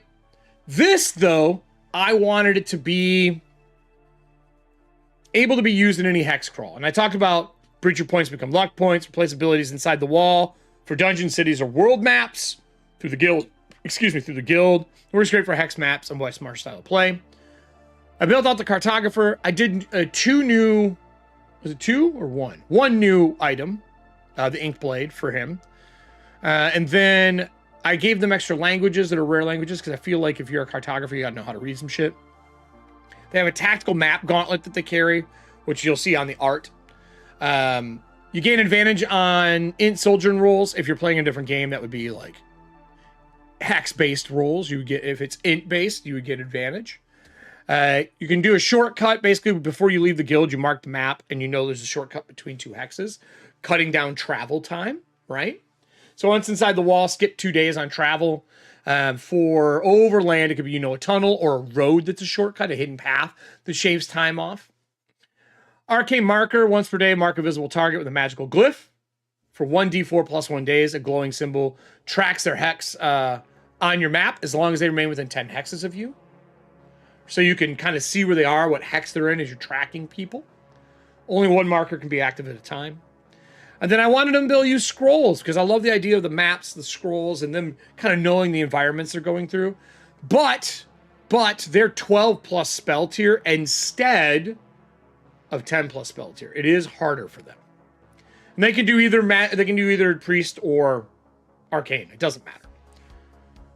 Cool abilities for them. Number 2 is the most powerful. Obviously, that's kind of how these are stacked. But basically, you can mark a teleportation site inside the wall. It returns the guild. Or if you're playing another game, it will return you home. Mark traps on your map. Ally gets advantage to avoid disarm them. 2 to int dex or 1 to range attacks. Reduce scroll caster by 1. So if you get this twice, you can get your scroll casting way down. You can become a good scroll caster. Then 12 is advantage on arcane marked targets or plus 2 stat points. You pick. This is my buddy who's a bartender, and this is their map gauntlet. The way I envisioned it, so there's and it was in the military. There's these field gauntlets you wear that have your map in them. They're folded up so you can unfold them and find locations. That's what it came from. That was the idea for us, right? I wanted a map that was on your wrist. The backside rolls. So this part here, this part rolls. So you can roll it and then you can mark on the chalkboard or wax pen it on that little blank piece that's on front. And then the bottom can have sleeves for extra scrolls. You can buy upgrades, which we'll get into. Naming this was fun. I had a hard time coming up with some. But I'm pretty happy with all the names. And then the new gear, Inkblade, and I also made a surveyor staff, right? And I could have put the surveyor staff up here, but I just said and staff because staff just covers it. And the surveyor staff's a big staff you carry that gives you advantage on locating traps to find them, which is cool. They're kind of roguish without having the backstab and everything else the rogue has, but you have to have a piece of gear to do it. The Mapwalker's harness comes from my love of the old Arms and Equipment book, the blue 2nd edition book with gnomish armor. Gnomish armor, Tinker Gnomes used to put all of their tools in it, and it would raise their AC. So this is my homage to that, the Mapwalker's harness. And you get a bonus to your AC up to, I think, a 3 for all the gear you have in it. I just thought it was fun. I think that's a really fun way to handle armor. It's different, right? And then your shit can get damaged, too, which is fun for the GM and can be risky for the players. Bunch of surveyor's gear, extra map. You'll buy one to help you in the walls. Tactical map gauntlet, what they cost, 2 modular slots, 1 map, and you can buy these pieces and hot swap them. The gear slots. They don't weigh anything to put on here. Now, some people are going to ask, well, if I just carry those modular slots, what do they do? Well, they take a slot. They take a gear slot if you're not wearing it. Like, it's just logical to me. Like, if you don't know that, I don't know what to tell you. I guess I could put /1. We'll see what the feedback comes as. An equipment armor, there are 3 slots to hold items. Each slot gains +1 to armor, max of 3. And then I broke down, I like descriptions for my gear. I know this isn't standard for all the Shadowdark stuff, but I really like that. And then I made advanced camps. I was going to make advanced sojourn rules, but that's going to go in another book I have coming up. But I wanted to give the idea of being inside the wall and why the camp is important. It harkens back to like the Final Fantasy RPG for me. And it harkens to all the MMOs that I played where you can set up a camp and like rest. But really, even D&D 5e, credit to them, the camp was a big part. Your short and your long rest. Same thing in Daggerheart. It's just that idea of like, you're carrying all this stuff with you to make a camp, but we don't ever fucking talk about it in the game. And it's been, until really for me, I think Dragonbane, I saw the camp systems really come back. Like, really come back. So I wanted to bring an advanced version of it in. And there are 4 different styles of camps. And then with those 4 different styles of camps, there's what condition they're in when you find them in the wall and how they work. But I also wanted the camp to matter. So I don't know how Kelsey's going to do this. And maybe Nick knows this. But when you're traveling in hexes, you roll once per hex. That is a lot of possible random encounters, right? A lot of random encounters. And I need a way to make it so that those random encounters, you can mitigate risk by successfully taking time. In Shadowdark, there is deadly, risky, unsafe, and being safe. And that's how you can rest, as if you're safe, right? You can set up a camp and rest properly. And I play with the 1 in 6 and 2 in 6 variety because I find that the 1 in 6 doesn't happen that often. So, for me, it takes time to set up a camp based on the size, right? Soldier camp check, ability check. DC camp to set up is a 10, a 12, a 15, or 18. 1 hour to set up a camp. Now, I said 1 hour to set up a camp because I'm talking about your soldier in camp, your breacher camp. Your forward camps and your rooks, you need more people to set them up. They're much larger. Much larger. But I have those DC there so that the GM has an idea what the DC would be. Because, like, you're not going to set up a rook because you can't carry a rook with you. But if you're going to set up a rook with an army of, you know, maybe you have like 20 breachers with you, you can set up the large tent and everything you need, and it's a DC 18. That's the general concept behind them. With deadly, risky, unsafe, and safe, when you set it up, it steps it down one. So if you're in an unsafe area and you set up a good camp, it takes you to a safe status so you can rest. Failure, the encounter for that night instead is a 2 in 6. And the Cartographer, if they're there, they give you advantage in trying to do that because their job is knowing the right spot, picking places. I think scouts would be good at it, rangers, things like that. But the Cartographer has got areas marked on his map that are good to set up camps, right? And then we have our different mods for the camps. So you got your soldier and your breacher, your forward and your rook. The cost for them. Sleeps. How many people in it. What the storage boxes that comes with it. The mods that are with it. And then notes on how they're done. The soldier is just a small, like, cut out in a wall somewhere inside of the wall. And they usually have a torch and a ration. And then the breacher takes 8 slots and you divide that up amongst your team and you can travel with it. Which I think is fucking cool. But the forward and the rook are semi-permanent and big ones. That's why these are not set up that often, but I needed a DC for them. And then there are mods for those as well. I love being able to mod the sites and do something fun with them. This is the only one you can find, though, because it's kind of on the relic ritual style of it. And I have a breakdown of what each one is, how they work. And then stumbling into the camp, this is for the Keymaster, or GM. I call them Keymasters in my game.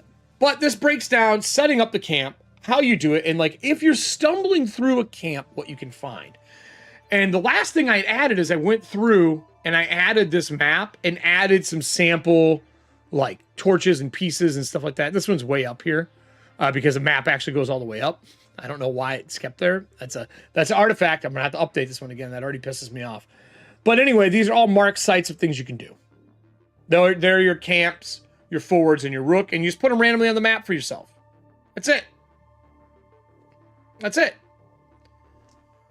And then I wanted a system that was like encounter tables, but camp-oriented to give some flavor for breachers. And there's an occupy modifier of plus 30 to minus 30, because the table is weighted from on the low end being negative to the high end being great. And this is just the process for rolling it. But all you really do is roll 2d6. The first d6 you roll is if it's occupied as a reaction. The second d6 is for it's conditioned, it's in, and then what the description of that condition is. So if you roll a 1 and a 5, you get a hostile and an intact one. The camp is serviceable. There's a 3 in 6 chance of a mod, a 1d4 plus 1 torches / rations, or a treasure roll at plus 0, which means your level. But when you scroll down, I have it to where you roll that percentile minus 30. Because I want if you go into a camp that's hostile, I want you to more than likely get one of these down here.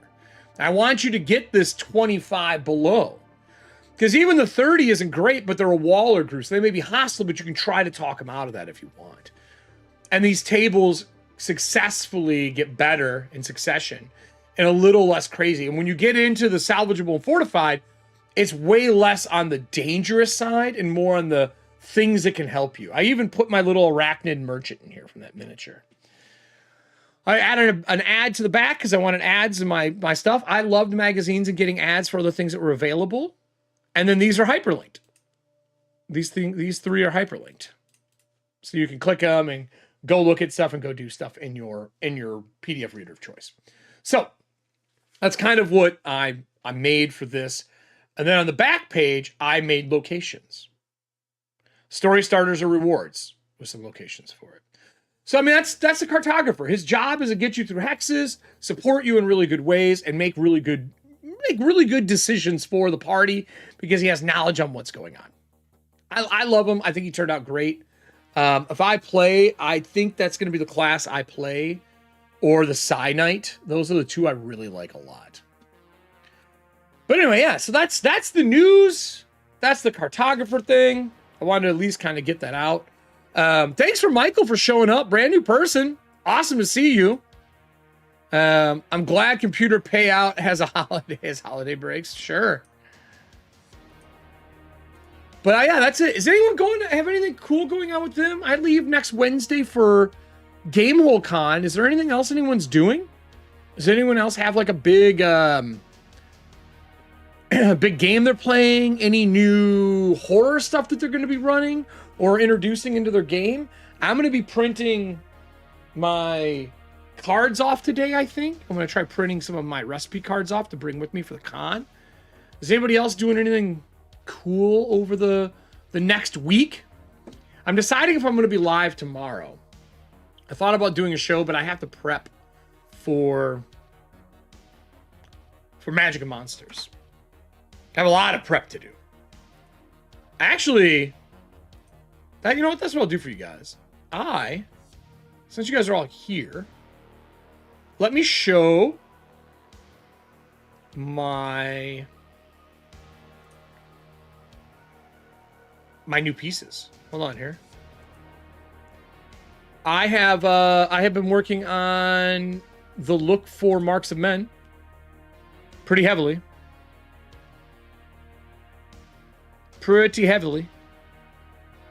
And I can show you the overlays. Hold on. So these are the overlays that I made for Marks of Men. The background image. This is our duo frame. This is the large map version over here. So you can see kind of the large map. This is what the Streamloot frames are going to look like. That beauty and ruin. This is a solo cam. I don't know how much this will get used, but really, this is the player frame. The other setups for everybody is this one. And then I'll have a piece that scrolls and rotates here with either art or the different houses or whatever. There might be different things in here, right? This is the big frame for maps. And then I wanted a different layout compared to normal. And we're going to have this. This is me in the middle and then the four people around. So we have as much real estate as possible with the least amount of problems. I thought about mashing these together, but those are still pretty big frames. I think those are pretty safe and easy to read. And I wanted them slightly different than how I built Mythic Bastionlands. Mythic Bastionlands, I had the really thin frame lines. And they were cool. Like, it was about using the most amount of real estate as possible. But I wanted this to be a little different. I wanted this to have... I mean, this is still really good. Right? And I wanted to be able to turn things on and off. I like the idea of being able to turn players on and off if they're not there. And I can't do that with the Mythic Bastionlands frames. And I missed it as somebody who is doing the back end of it as well. I want to be able to turn those on and off. So that'll fix that. This will be fun, though, this big 2-cam one. but pretty happy with it. I got a lot of work left to do. I got to get it in OBS. Our first show was Monday. All the frame stuff might not be up and running by then because we're doing an episode 0 with the cast. We're going through our characters and doing all that kind of stuff. Pretty pumped. I think it'll be good, personally.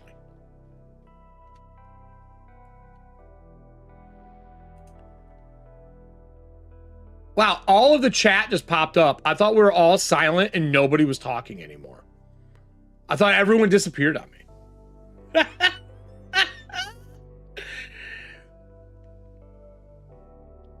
was like, well, everyone left, got quiet. No, for some reason, when I scrolled this external one, it stopped the scrolling of the other one. Fucking dumb. Let me go back. Let me go back and answer some of this stuff. Sorry, I apologize, guys. Where were we at? 5-3 issues. Payment is easy, though. Yes, Nick, it is easy, but their cut is higher. Much higher. I watch Tales from the Crypt all the time. I'm rewatching it right now. Tales from the Crypt is one of my favorite horror pieces. Actually, Serving Hands dropped a really cool video to me the other day. I don't know if Serving has access to it still. Serving Hands, you have the access to the... Because I talked about this. It's weird, man. Like, Tales from the Crypt was a really large... Oh, what was it called? Almost like a talk show. Like, people wanted to be on it. And there's a breakdown of all the famous people who've been on. Because Arnold did an episode. But all the famous people who were on it. Serving Hands, do you have that? Can you drop that to me in a Discord chat, please? Hell yeah. Never had a chance to get into full horror TTRPG. Completed 3 Pathfinder campaigns. I played a lot of Pathfinder. I actually really like Pathfinder 2. I switched my custom system of Fontia over to Dragonbane just because the magic and stuff fits a little better. But I do like PF2. I can say to you all, I have a Pathfinder 2 campaign setting in my head that I've been slowly jotting notes and cannon down because I do want to play it still. I need to build a setting around the mechanics of Pathfinder. But I do like it. Collective Shout is like the drastic pendulum swing from Sweet Baby Inc. Both suck. Yes! Otherwise, it should be fixed. There needs to be an option for them to turn that on off. I agree, dude. That's fucking stupid. I'm assuming you're talking about the Patreon thing. I agree. It should be turned on and off. It's fucking aggravating. Or just, I like the idea of being able to put it as a post in for sale. I don't want it to always post into my timeline. I want the shop separate.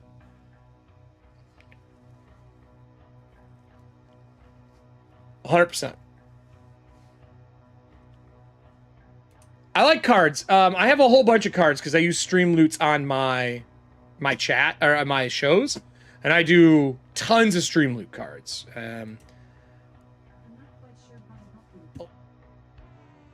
You can go to Streamloots and look up EFP. Actually, here, I'll show you. This will take you to it. But I do a lot of Streamloot cards. We use them in our live show. Tomb of Horrors. I do like some Tomb of Horrors. I like Sumatra for reading. I don't like it because it can't edit. But I did use Sumatra for a long time. I like the new layout. I'm going to have to look through it. I just don't know it well enough. I wish I would have known before they changed it. Like, I fucking sucked. Two-step authentication will turn into Mortal Kombat. It's true. It's fucking true. That is so true. That is exactly what two-step feels like. It feels like Mortal fucking Kombat. It's so fucking annoying. I can't agree with that more. I'd love to take a look at actually finished RPG. Well, which one?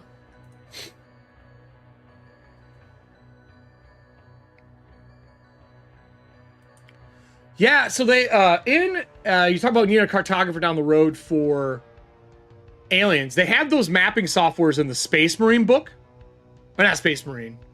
Marines book for Free League. They have a probe that goes out and does stuff. That's really cool. I gave mine a slight bit of personality when I ran it because it was fun. Yeah. Yeah, the Cartographer is an actual class.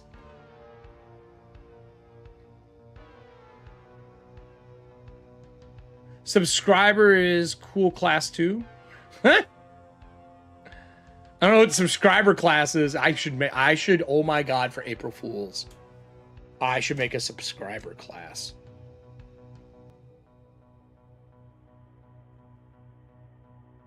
I'm making a note.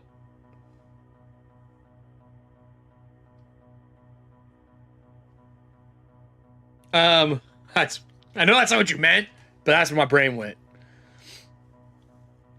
I'm just scrolling through all this stuff and catching up now that this thing's done being a bitch.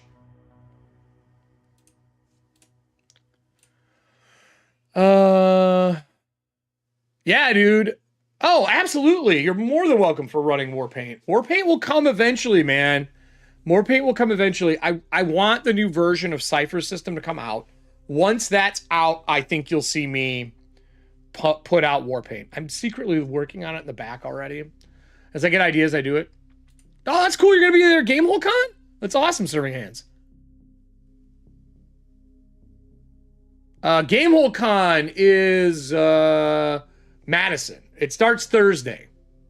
I'm going out there to film on Wednesday.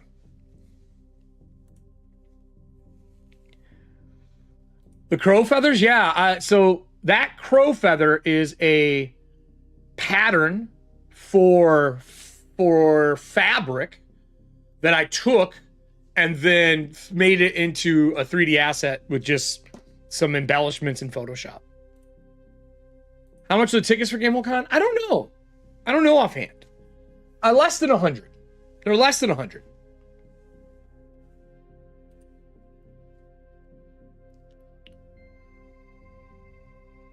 You've been here the whole time. Yeah, I know. I don't know what the fuck was going on.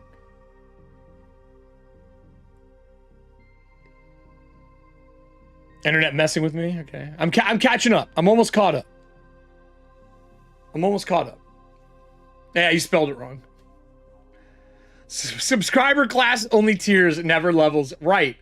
I mean, it's what? Creeps. I had 3 levels. Creeps, ghouls, and liches. Ability. Provide $5 to GM for a blessing. Yes, Nick. Nick, I think we should do that. That your streaming background? Oh, for the show. Yeah. That's going to be what the show looks like. Correct. So, Michael, I have done, I think 20 something overlays. Maybe more overlay sets. I just finished Mythic Bastion Lands. MBL is probably one of my favorite games, and I really enjoyed how the overlays turned out. They're really good. And I do them for most of my shows. I have one from when I was running Aliens that was like old CRTVs. And then I changed it over for a Blade Runner one to blues and reds and used the same ones. But yeah, I absolutely did. Absolutely did. I do have something else I can show you guys. It's not 100% done, but it's close. So people have been asking for Breacher merch, and I should have this here before I go to Gamehole Con, but I'm doing hoodies. Hold on.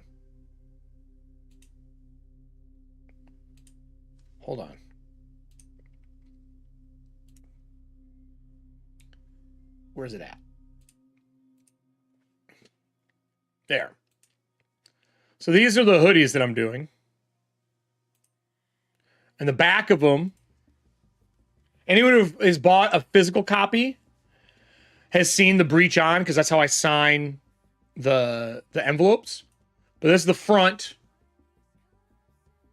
and the back.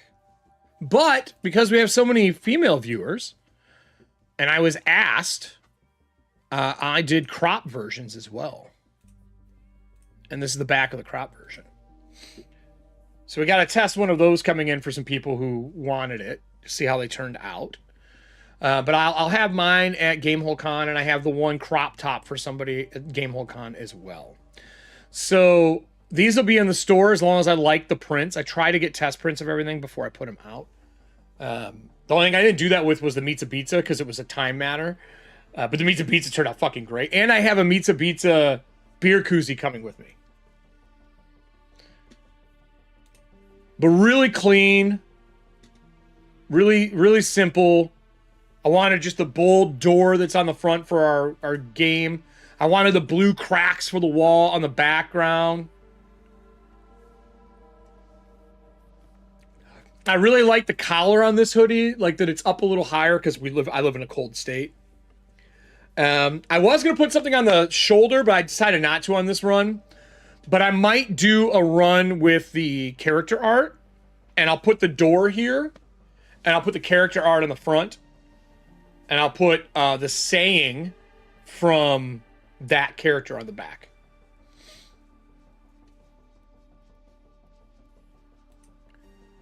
Pizza Pizza. I have Pizza Pizza. Yeah, you got it. Made a multiverse manager of a multiverse library, and my character is a page mage. There was an adaptive map. It was like a living map spell, so when other characters touch the map, them too. Okay, that's cool. Amir, you rocking crop top? So those are new. That's coming soon. Let me scroll down here and see if jump to the present. Yeah, here we go. We won't watch it. But this is the I'll put it in our thing. Maybe I'll put it down below too. Here you go, bud. This is the Tales from the Crypt.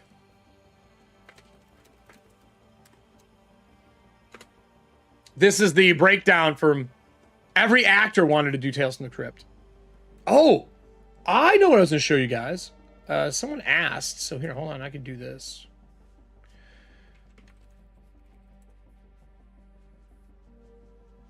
Streamloots.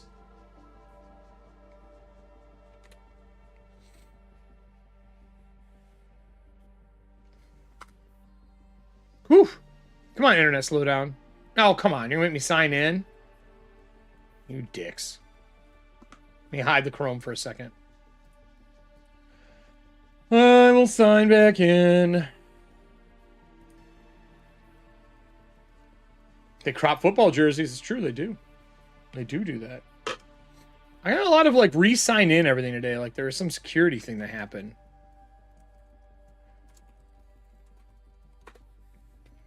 Let me log into this. I'll show you what, oh, now I need a code for my mobile phone.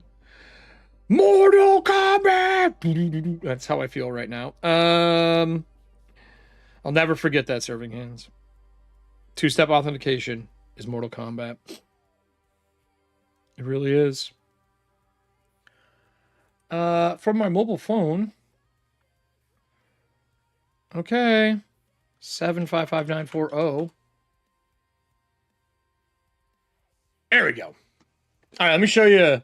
Everybody will be starting shortly here. Just making myself some coffee for sanity's sake. Why is it news today? Along with a breakdown of my thoughts on campaign 4's. No, don't play that. It's playing my stream back. I was wondering why it was being weird. I just paused it. We're fine. So here is the collections that I have. I'll show you some of the different art. So this is the back end. Right? This was our Mythic Bastion lands. Hold on here.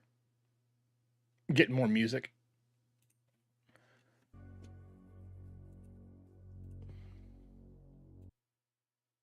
So this was our Mythic Bastion lands. If I put an MBL here, you can see the cards.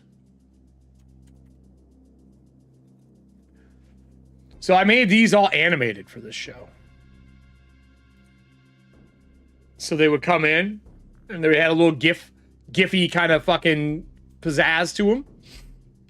But these were the ones I made. These are like my Camelot-inspired map frames, right? What other ones were in here? I think the John Wick ones are in here. No, the John Wick ones in here. Here's my Blade Runner ones and my Alien ones, right? So my initiative cards. But here's the stress relief. One-step stress relief. I did those. Let me get past these. Those are the ones from Dragonlance. Same frames. I used those twice. These are basic frames. They don't matter. If we go back to collections, we go to Breachers. Breacher cards are like banners. Right? And I can just test it. I'll play it on screen. And they play on screen like this. And they have audio to them. Right? And these are how players can like join in on the show. These are old. Here, I'll test this one. This is example of like my. Which ones were these? Cyberpunk. Custom Cyberpunk cards. Oh my goodness. Do I have John Wick ones in? Yeah, my John Wick ones. I loved the John Wick ones. They are 9mm clips 4. Oh, I forgot that one plays. That plays Cucumber. I forgot that plays Cucumber. There you go, Serving Hands. I know Serving Hands is a Cucumber fan. Let me find one that doesn't play Cucumber. Let's do, let's test this one so you can see what they look like on screen.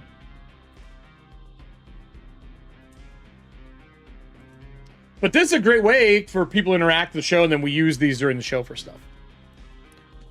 But yeah, I mean, I've made tons of them. Just tons and tons and tons and tons and tons and tons and Ogre Force. And they play them on the show to get involved in the show. It's like, these are all the ones for Athantia. Right? And then I'll do a test one of this just to test it so you can see this. And then the last set that I think I was really happy with is probably the Corpse Talk ones, which are going to be coming back hard here soon because interviews start back up now that I'm done with my summer job. So these are our Corpse Talk ones for our interview show and building our stuff for that. I really like how these frames turned out too. They're fun. They're like coffin, like wide coffins, fat coffins. And they have all the sounds that are like horror movie inspired sounds. And they're all old Baroque, like horror art. Super cool site. Athantia cards are live saving. Oh, life saving. Yes, they are. They have been life saving. A lot of them have been life saving for all the shows, to be honest with you. I mean, Mythic Bastionlands, I was murdering people during that. Murdering people. But that's what that's for. That's why we have that. But yeah, so that's kind of everything today. I think that's all the stuff I got. I just wanted to show off the Cartographer. Like I said, you can pick it up. Eric Frankhouse Presents everywhere. Itch is the best to support, but if you want drive-through, it's on drive-through. If you want it on Patreon, it's on Patreon. I update all of them. There's no problems with them. Everything gets updated through there. I have another one I'm working on right now that I'm deciding for Breachers at the next zine is going to be a small monster manual for Inside the Wall, or if I'm going to do the next district. I don't know which one I want to do yet. I'm thinking I'm going to do the monster manual, which is going to be the recipe card deck. I'm pretty sure. Because the recipe cards I really enjoy. And I think bringing these into print as a recipe card deck of monsters would be a lot of fun. Right?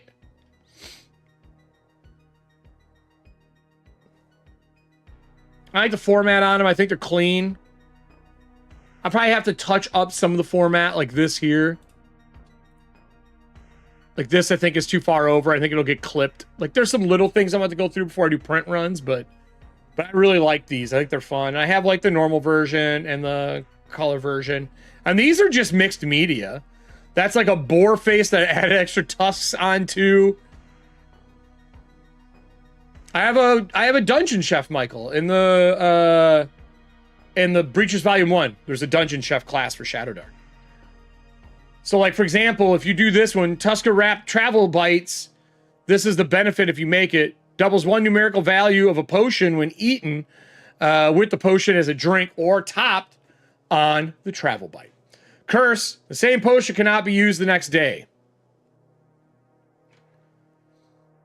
Mine is a very food-based thing. Like, this is a MmmVic's Gorgon Surprise. Makes 4 rations, granting each person a petrifying gaze near range. Con DC 15 or turn to stone in 1d4 rounds. Or, it brought the 0 hit points. The 1d4 rounds, they immediately turn to stone.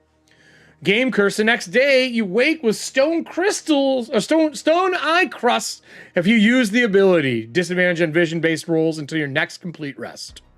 Just some fun stuff.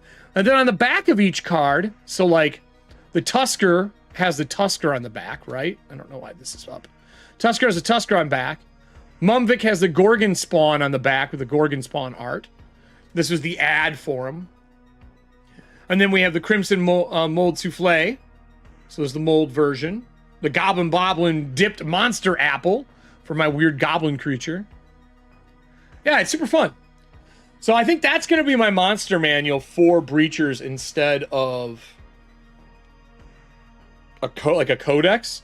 Because I feel like the Dungeon Chef's the one who probably knows the most about the monsters. And I think this is a really fun way to put together. And then I bought a cheap wooden box that I'm going to put them in when I go to con. So I can pull them out, and it's got slots on the top to put your phone and put the piece. And then eventually I'll probably paint this like half stone to make it match the concept of the show. They're pretty cool. If I ever do a Kickstarter, I want to make it to where you can buy a foldable one, like out of a plastic, like a punch fold. I'm going to talk to like the people at Dragon Shield and see if there's not a way to make a foldable like card box for it. You know what I mean? Right now, a lot of teas and drinks right now. I am drinking coffee out of a fucking skull. But yeah, so that's kind of everything I have to show today. I have a bunch for next week. I have some stuff I can't talk about right now. So let's close out with what's going on for me with the week, and then we'll kind of close up the show here. So I do not have a buds shift this week, so no doc work for me today, or this week. So I'm going to be doing a lot for the show. So Magic and Monsters launches Monday night. I believe we're doing an episode 0 as of the filming of this. But episode 0 will have who the characters are and into some stuff, like really talking about some stuff. They're going to be doing a lot of the Daggerheart stuff, like picking areas in the map, making them their own. If it's secrets, they can write it separately and give it to me. And then we're going to go right into like getting them into the game. I want them to role play through a session 0. I think that people think session 0s have to be this whole like what bothers me, what doesn't. We're just going to, I know this cast. I'm not worried about it. 2 of our cast members are secret. I'm making stuff for that this week. But I don't care. I don't care about that part because we already as a group talk all the time. You got it. October 13th, Monday, 8 p.m. CST. And we're going to be doing Daggerheart. In my setting of Magic and Monsters, Marks of Men. I have a lot of rules that are built around it. This is kind of our live playtest while I'm doing it. I usually do this while I'm doing designing. I find while running these live shows, I do a lot more design work. So this is why I'm doing this, because I want to get Magic and Monsters done now. I've already started the process of laying it out. But my session 0s are gameplay. They're not just sitting and talking. Like, I will do it in character. I will have them talk about an area they went to or something that's happened.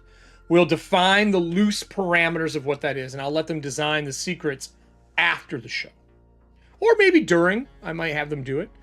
It's a 4-person cast. Their characters are pretty much done. And they are just picking the courts they're part of. Because in Magic and Monsters, you are human. And then as you cast spells on monsters, there's a chance that they twist back on you. And when the magic hits you, when you rest that day, you have to make a roll based on how many marks you have. Some monsters have more powerful marks, but you roll based on those marks. And if you fail, you get a mark, and you take on a quality of that monster. So it's going to be pretty fun Because in Daggerheart, when you pick your characters, your ancestry, there is an ability. You have 2 abilities at the bottom of an ancestry card. And you can mix ancestries, you know, because duh. And when you do it, when you say pick human and you pick the top ability, whatever that second thing is that happens, you have to pick that second ability. And then if they get marked again, they lose that top part. They lose that ability as a human, and they gain the next mark from whatever that creature was. So now they're this creation of beauty and ruin from the monsters change, and it physically changes what they look like. And then the third one, whatever the most powerful mark is out of what you have, you become that thing. You become that thing. So if they get hit by like a beholder, let's say, it's got the eye next to me here, you know, they will become a beholder. 3 marks in total. That's all you get is 3. But you can fight them off. When you sleep at night, you make a roll. You may not, the mark may not take hold. And there's some preventative measures you can do to help stop it and stuff like that. But as you become that, they don't let you come into certain parts of the city anymore. You can't join the Grand Assembly for courts unless you're on trial, because we have a court system in this in the city of courts. And it's fun because when you do it, there are 3 tiers of family. Tier 1's the most important. They get to ask questions during each section of the process, or they are allowed to. Tier 2, you get 1 question during the court time. And then tier 3, you only can ask a question during the court summoning, the Grand Assembly, if you're asked to, if you have a question. Otherwise, you don't get to. Yes, you turn into the monsters, Michael. You actually start taking on the characteristics of the monster. So if you get marked by a goblin, you may get the teeth. And then if you get marked by a gnoll, you may grow fur over your body. And you'll gain up the 2 qualities that they have. If you pick goblin for this one, whatever that other one is, you have to take the second ability. And you lose your human traits. Right? And then the third one, you turn into the most powerful one. So if you get hit by a gnoll again, and that gnoll is more powerful than the goblin, you become a gnoll. But if you get hit by a, like I said, a beholder, then it's obviously more powerful. Both of those, the magic takes hold and twists you into a beholder.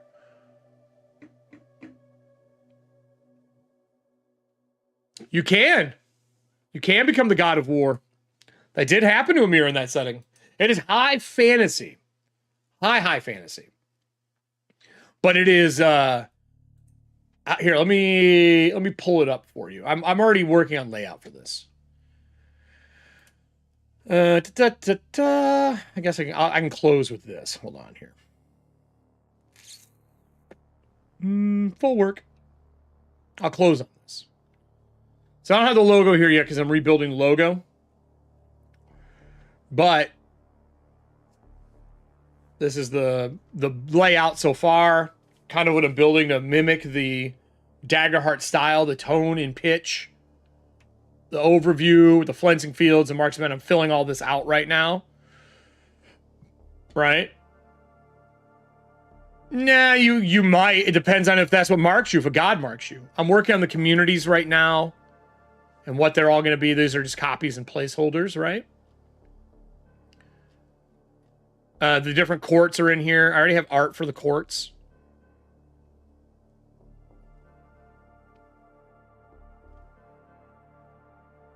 I'm filling all these out right now.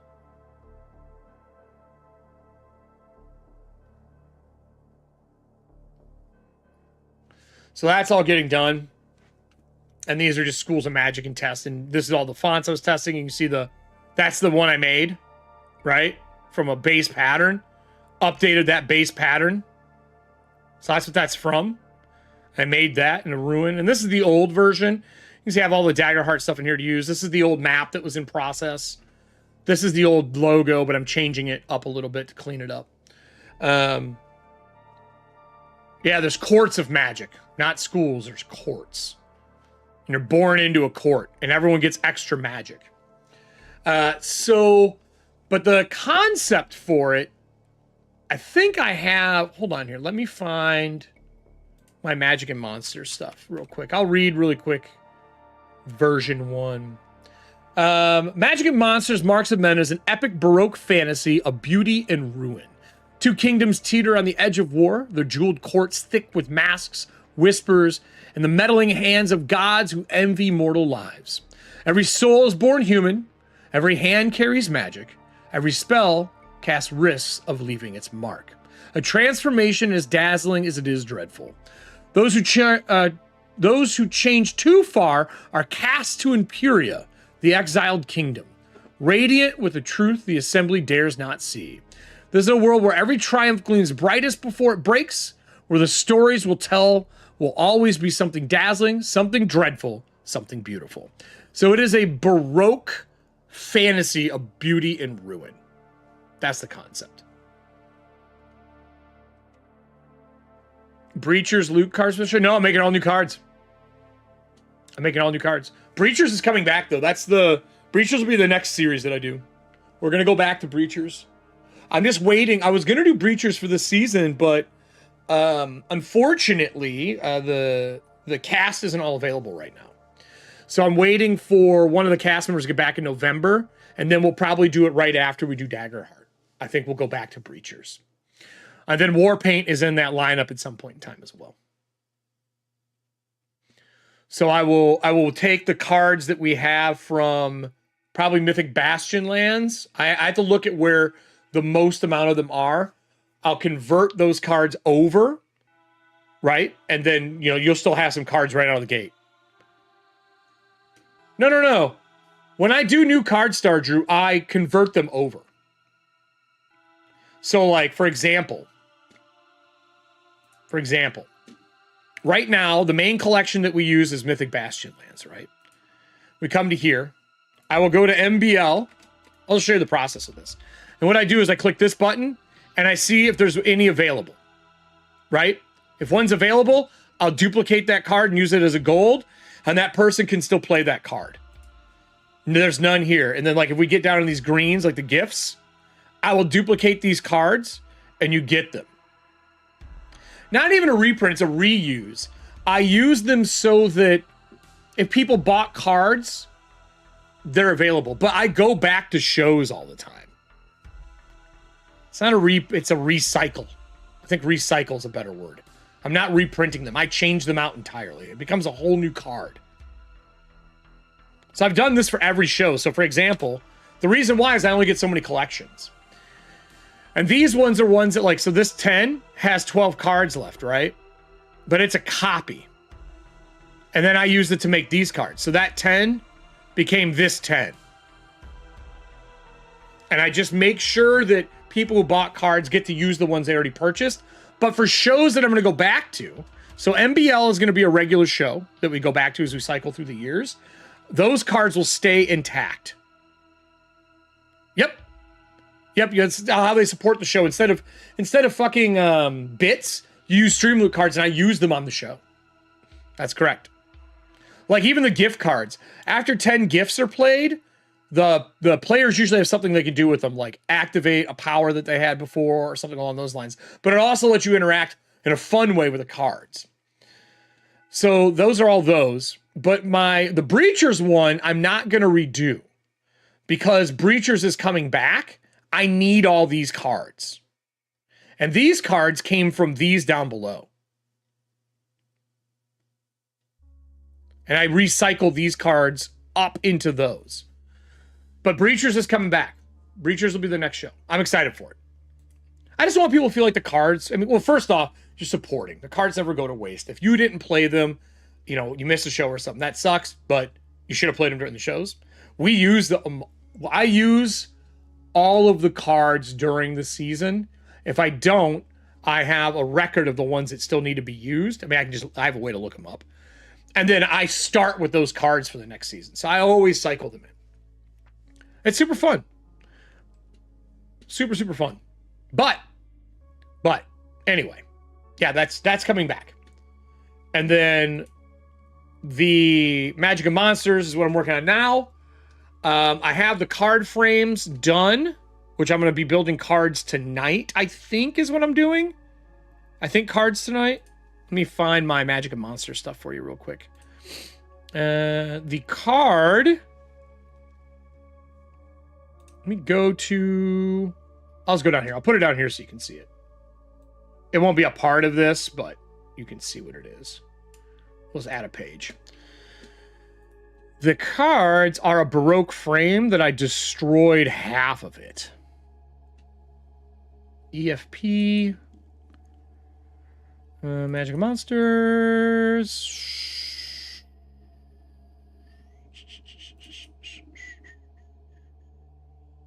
Where's my assets? Huh. Logo, banners, monsters. What did I do with it? That's not good. That's not good. I even have some GIFs pulled that I'm going to be using. Like, this is one of the GIFs that's going to go on the cards. Because it's body horror for sure. Right? So that's going to go on there. That'll go on one of the cards. Here it is. I think this is it. Let me go large.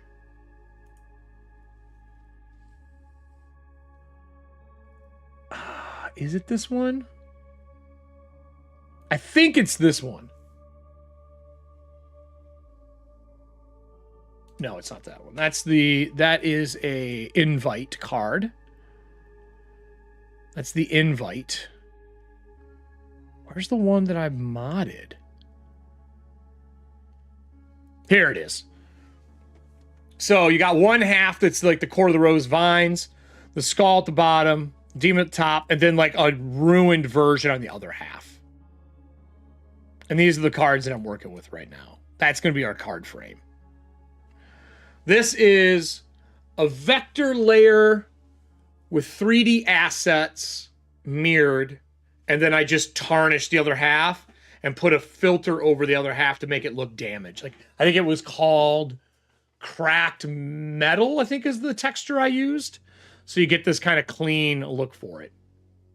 And then the demon skull is a 3D model head, and then this is a model for this as well. This was a door knocker. The backgrounds, that's a door knocker. This was just some floral pattern I bought on Adobe Images. Put it all together, did it in Illustrator, bumped it over, add texture. Super. Dude, there's so much you can do with bevel, emboss, and texturing. It's so good. Oh, dude. I even have, hold on. This is going to be one of our gifts, too, for it. How did you do it? Magic. Can't wait. I cannot wait. I have some really fun ones. I can tell you, Michael, that I've used it for when I run my paid games, because I do a lot of paid GM work. I have for Athontia, for a living community in Athontia, and then Breachers, I've used cards for that as well. So I use the cards even when I'm doing the live play for a lot of stuff, so people could buy cards and like update their characters. And that was like purchasing your seat at the table for a convention. I was doing paid games that way for a while too. I've used them in a lot of different ways. I really enjoy them. So much so that like I kind of want to get a pack made for some of our more successful shows so people can use them at their table at home. If I got all the fucking artwork, I might as well, right? And then I did decide I'm going to a black and white map, so I'm just going to detail this up and put that out for the audience to be able to, not audience, for the cast bill pick spots on the map that are theirs. But yeah, I've been busy. Busy boy. I've been a very busy boy. So that's kind of it for today, everybody. I'm going to go walk the dog. I got to make dinner tonight. I got some other stuff to do. I can tell you that Breachers, I'm going to be running it at Gamehole Con if you're going. Ping me on Discord. I'll let you know what's going on. And then we have The Living Wall coming out soon. The Living Wall is going to be like our Living Athontia, but it's going to be for Breachers. I'm going to be running roughly 4 games of that a month on our Discord. For those who are patron members, you get 1 free seat a month. And then people who are... people who played in Living Athontia, it'll seem really familiar. We're not doing cards for these. They're just going to be paid games. But I have a whole back end where it's going to be that Wes March's style merged with my living community style, so that I'll be putting up hooks for you guys to do, but you can always offer up, I want to go look into this as well. It's going to get put out on a couple of mailing lists to really bring in some more bodies, so there's more people to play. Currently, I'm going to be setting a day a week that I always run it. There needs to be at least 3 to 4 people, I think, to run the game. They're going to be 3 to 4 hour sessions. And then I think every other month, I'm probably going to do a 6 to 8 hour session. And that 6 to 8 hour session is going to be a 5-person group, because I find that a longer session, you do 5, shorter, you want 4, so everybody has ample time for being there. You're going to get your own Breacher character. You can build them yourself. You can come in and play Breachers and learn to play Shadowdark and play in the Wall and help build out our version of the Wall for like our game that we're playing on the server. Everything is done. If you are in the server, you probably noticed that I reorganized it. The server has been cleaned up. I had too much stuff going on and even cleaned it up on the back end for all of my cast members, because there's just too much shit. Too much fucking shit. So I cleaned all that up as well. You'll notice I left a lot of things. I made the table, I'm looking at it over here. The tabletop section now has a forum that we can talk in to make it easier to find things instead of getting lost. Living Athantia is still there. Living Athantia will come back just like it always does. I kind of rotate the seasons for our living community stuff. Kind of like, rotating cons.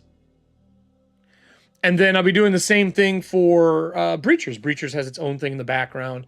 I can't really say too much, but we're using a Wes March's app that lets you kind of track everything and buy things, and takes a little bit of the hands-off work so more people can play. And then I think I'm going to have some guest GMs for it, which would be pretty fun. So, anyway, that's it for me. Enjoy the rest of your day. I may be back tomorrow or Friday. I'll let you know more based on how far I get into my work. I'm thinking about doing a Rise and Design on Saturday to give you guys a little look behind the screen on me setting things up for those who want to learn graphic design, game design, or want to look at the insides of my crazy fucking rotten brain that somehow makes this shit work. You can join me on Saturday. That'll probably be about 12:30. But other than that, everybody, thank you for joining. I'll put up our lovely closing one.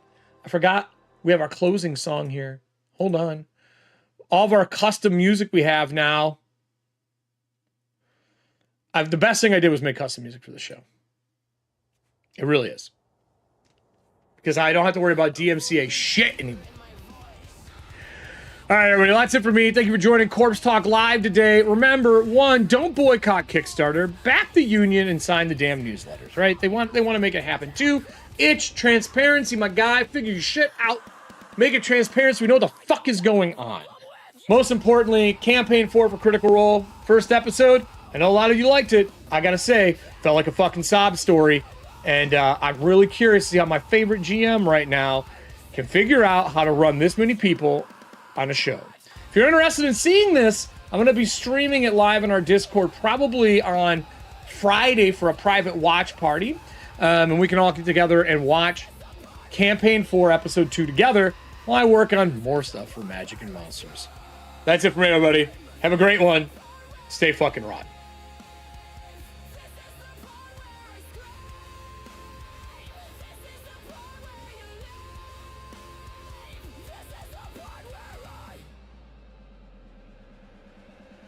Up on the left-hand side, there's going to be something for you to watch, probably the video, who fucking knows. And then there's going to be a subscribe section. Join up. Our army is growing. Army? Is that right? Undead army? You know what I mean. Thanks to all my patrons and subscribers on YouTube. I'll see you